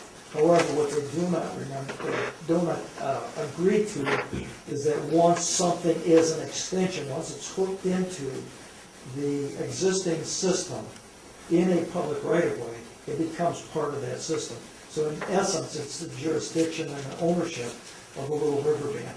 Once you make that connection in any kind of public right-of-way, it becomes an extension of that and their responsibility. So that's why the tribe wants to keep that separate. So again, I guess it gets back to getting the DEQ and the DPA to work together in this. Well, we're hoping to get Dan Wyatt involved in this and maybe have a better reading of the existing law. Because the law that exists specifically enumerates the jurisdictions that are covered. Tribal units are not part of that list. I think it's already very important to hear that our state representative is already right on top of this as far as knowing what's going on. I did not know how aware you were of everything that was going on. It sounds like you're very. This is very important. Does that have anything to do with Meyer, do you think? Do I think it has something to do with Meyer? No, not really. That's a different connection. They're going to be going in the other direction. They're connecting to the city's system. To the city system. Not a new system. It really has no bearing on that.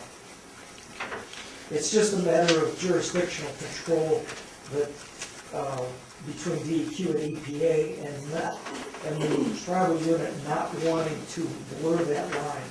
Because once they blur that line, you've set a precedent for the jurisdiction of the DEQ and the EPA, and now you're trying to satisfy several entities. I can see where they're coming from. I'll entertain a motion. I'll make a motion to adopt the Manistee County resolution. Well, no, we had to send a letter here. Yeah, this is a letter that would be. The resolution's already been adopted last year. That's not, that resolution was adopted a year ago. The letter that I put on your desk this morning that was attached to that is what you would be voting on to send to the state. Okay. And I was going to say for a resolution, but that's okay. Well, I have a comment on that too. Sorry. I wanted to ask our representative if he thinks there's anything else should be included in this letter. Did you see this letter yet? I have not seen the letter, but I just heard it. Okay. Do you think we should be adding anything to this? No, the more you add, the less likely it is to get read. We had a long discussion about this yesterday. I spent a good part of the day writing this letter, changing it, going over it, and then I talked to Tim Irvin, I talked to Robert Manberto, and if we had started getting into what those jurisdictional issues are and what they mean, I mean, number one, I wouldn't have been able to write the letter, because I wouldn't have been up to speed enough to be able to do it. So we left it this way, very generic, saying, please work together, please make this happen, this is very important to our county. That's really what we're trying to get across, is don't let this go on for the next 5 years. Yeah, I think it's a good letter. I just, obviously our representative is pretty knowledgeable about the legal ramifications, organizational ramifications. I think we should sign it and go home. All right, I'm still looking for a motion. Ray, are we going to? Come on, back in order here. We're looking for a motion for the letter. I'll make the motion for a letter. I'll Send the letter. Okay. Have a support? Yes. Okay. Any more discussion? One question to Ray, that is this getting any traction in Lansing? Is there any headway? Well, it's just getting started. I mean, the tribe had just gotten their notification towards the end of March. So, I mean, it just started to blow up, if I can use that term. So, we're not in session right now, and there's not that much activity going on in that. So, starting May, we'll be able to move it forward and see what happens. There must have been some meetings held, because Oh, yeah. Thursday or Friday early, because Mr. Marshall, Mr. Hilliard, and I were at a joint governmental meeting between the city of Manistee, the tribe, and the county on Thursday morning. And as of that time, we were kind of still saying, well, there might, I think Robert Mamberta was a little bit concerned about a couple of things that might have been happening.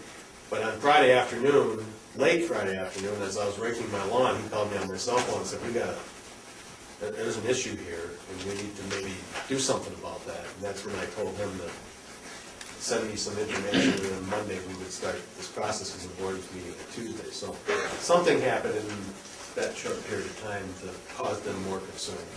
Well, I'm glad you wrote the letter, Tom. Thank you. And this is an economic development issue. This is a big issue. We really need to get on board on this. Okay, any more discussion? Roll call, please. Mr. Downs? Yes. Mr. Bergstrom? Yes. Mr. Hilliard? Yes. Mr. Colchak? Yes. Mr. Marshall? Yes. Mr. Schmidt? Yes. Mr. Schaefer? Yes. Thank you. Thank you. So don't leave afterwards, you all have 7 letters to sign each, and all your committee reports. And Mr. You Hilliard. want to start circulating it, right? Okay, now, next on the agenda is to set a meeting date for county strategic plan with AES. And before you guys, you have a sheet? Oh. AES, as you know, you're involved in your strategic planning process. The AES wants to meet with you twice in the next month or so. We had study sessions scheduled at AES a month or 2 ago. This would be the same type of meeting for a couple of hours. They've given you dates from April 29th all the way to May 23rd. I've looked at the calendar yesterday and marked a few issues that you might have with some of those dates, based on committee meetings and other things. But what May 22nd obviously is, well, not May 22nd, May 20th is your board meeting date. I don't know if you want to meet in the morning, have your board meeting, break for lunch, and maybe about 2 or 2:30 go into the strategic planning, or is that too much? If you get into a situation where you have a meeting like this today, it might get to be just too long of a day. They don't have any dates on here for the last week in May. Is there a reason for that? These are the dates they're available. They're available. I'm gone the whole week, the 18th to the 24th. Okay, so that ends that. So anything from April 29th to May 15th. May 5th is a Monday. Oh, did I say, oh, okay. You said this week right here. No, did I say, I said May 18th, May 18th. Tuesday. So April 29th is good. Oh, April 29th. Is it? April 29th, I won't be back yet, but I will. April's not- But it doesn't matter to me because. It's not good for me, but. Me neither. May 5th is good for me. Let me ask you this, we're going to have a stretch, we're going to have a 9 a.m. to 3 p.m. session. That's what it looks like. Can we break it up into like a couple of half days? Well, we gotta get 2 days out of this. So they want 2 days from 9 to 3.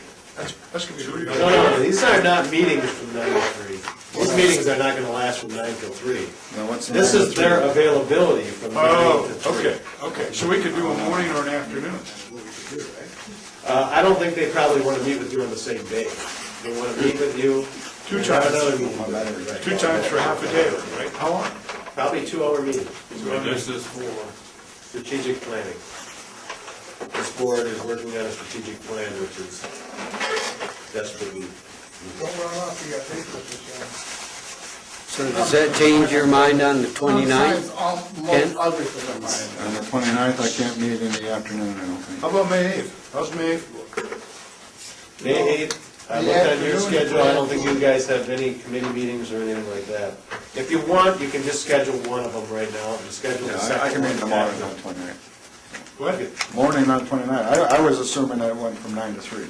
Okay, I can't make the 29th, it's not on your list. Oh, April 29th, April. all right. I got a meeting in the afternoon. You have one that day, Ken?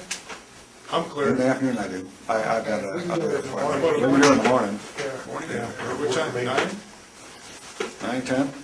9 to 11, is that what we're looking at? Yeah, Okay. What about that? So you're gonna have a study session at Yes, AES on April 29th at 9 AM. 9 AM to 11. got it. Do we need another date? It'd be helpful if you put another date out. Location?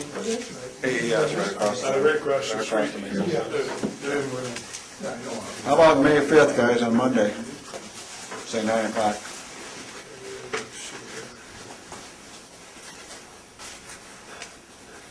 Yes? What day you looking at now? May 5th, 9 o'clock? How about Tuesday, the 6th? Is that possible? No, they're not available on that day. No, they're not. I'm gone on the 5th. You're going on the 5th, okay. How about the 8th? That's wide open for me. Road commission. We're gonna be, Eighth we in the got a morning? meeting, we got a meeting that day, Kenny. Hey, we do. That's out. You do it on the 9th in the morning, probably. The 9th? Regional Summit Joint Core Committee on that day. Yeah. 12th? How about Friday afternoon? The 12th, you have airport in the morning, and that's it. That's all I saw. And then some of you may have other meetings. No, afternoon will work.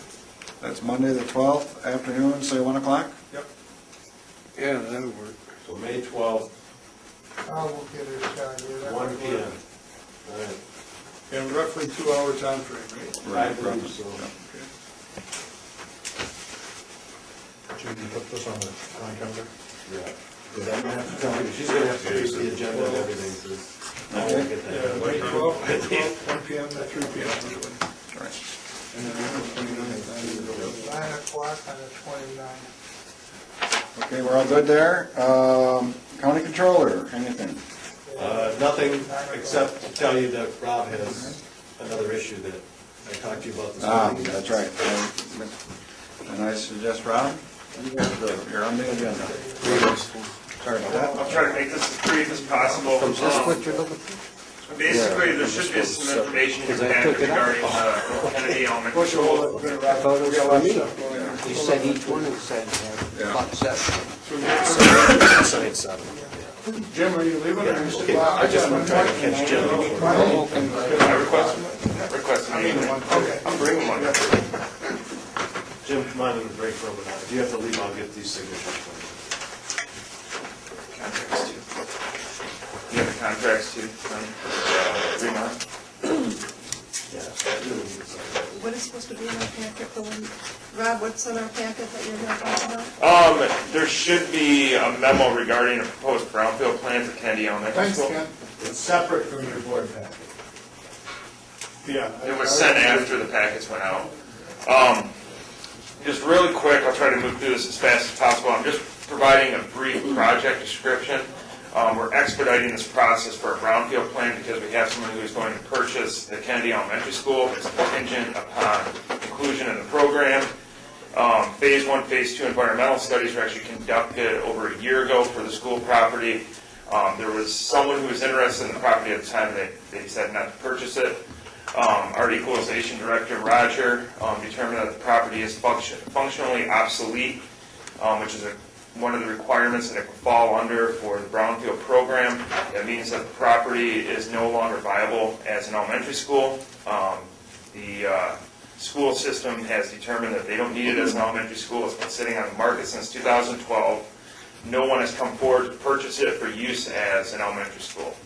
So by allowing it to go through the brownfield program, we're going to do some abatement for asbestos and lead removal. There's quite a bit of asbestos in the building and some lead. There was contaminants found in the soil, but not above DEQ criteria, so that is not an issue. It's just basically the building materials itself. The purchaser is Eastwood Custom Homes in Traverse City. They are going to convert the property into an assisted living facility with between 25 and 35 rooms for assisted living purposes. It's a great location for it. It's very close to the medical facility, and that'll provide easy access for residents that are there. It'll approximately create 15 to 25 jobs, and it's anticipated to have $2 million in investment. So I just wanted to provide you with a brief project description because at next month's meeting, we're actually going to bring a brownfield plan forward and have a public hearing scheduled for that meeting. They're looking at a tax abatement on 600,000 or 400,000 of that, is it right? 400,000, yeah. Okay, and That's the eligible activity costs. The balance would still be taxable then? Well, the baseline that is set at when the brownfield plan is created is what we will be locked in at that tax rate. And we'll be at that rate, I'm guessing, for probably 15 to 20 years. I don't have that information on here. But then after that, those taxes will become uncapped, and then we'll tax that the full value. Okay, but only the 400 or 600,000, maybe I can't remember that figure was, it was either 400 or 600,000? Yeah, 400. Okay, that's for the abatement of the asbestos and stuff? Yeah. That will be that'll be non-taxable, I think, right? Yeah, they're not taxable. Okay, but they'll still pay taxes on the 1.4 million of the balance of their investment, right? Yes. And that'll be locked in, you said that too? or- Well, yeah, it's locked in. The way that the brownfield program works is that you lock them in at the current taxable value that they're at, as if the property was not going to be redeveloped, as it sat, as it were just said. The reason for that is if we taxed and increased and taxed on the taxable value as it increased over time, we would not be able to pay back the brownfield funds because it would go off to all entities. So by locking it in, that extra taxes that actually increase because you're doing redevelopment on the site, that goes back to pay the brownfield program. It all evens out in the end because ultimately, if we didn't move this property through the brownfield program, it's going to sit there vacant, it's going to continue to depreciate in value, and no one's going to purchase it because it's a brownfield site. It has a significant amount of asbestos in the site, and it has a good amount of lead. I think it's great.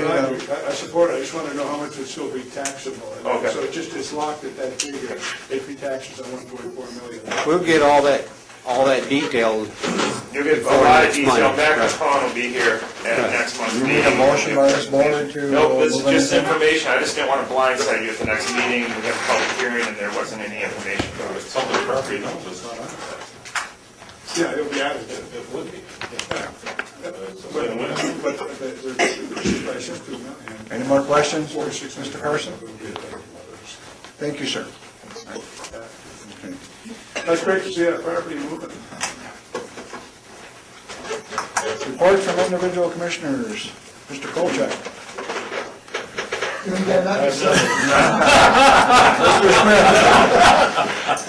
Quick.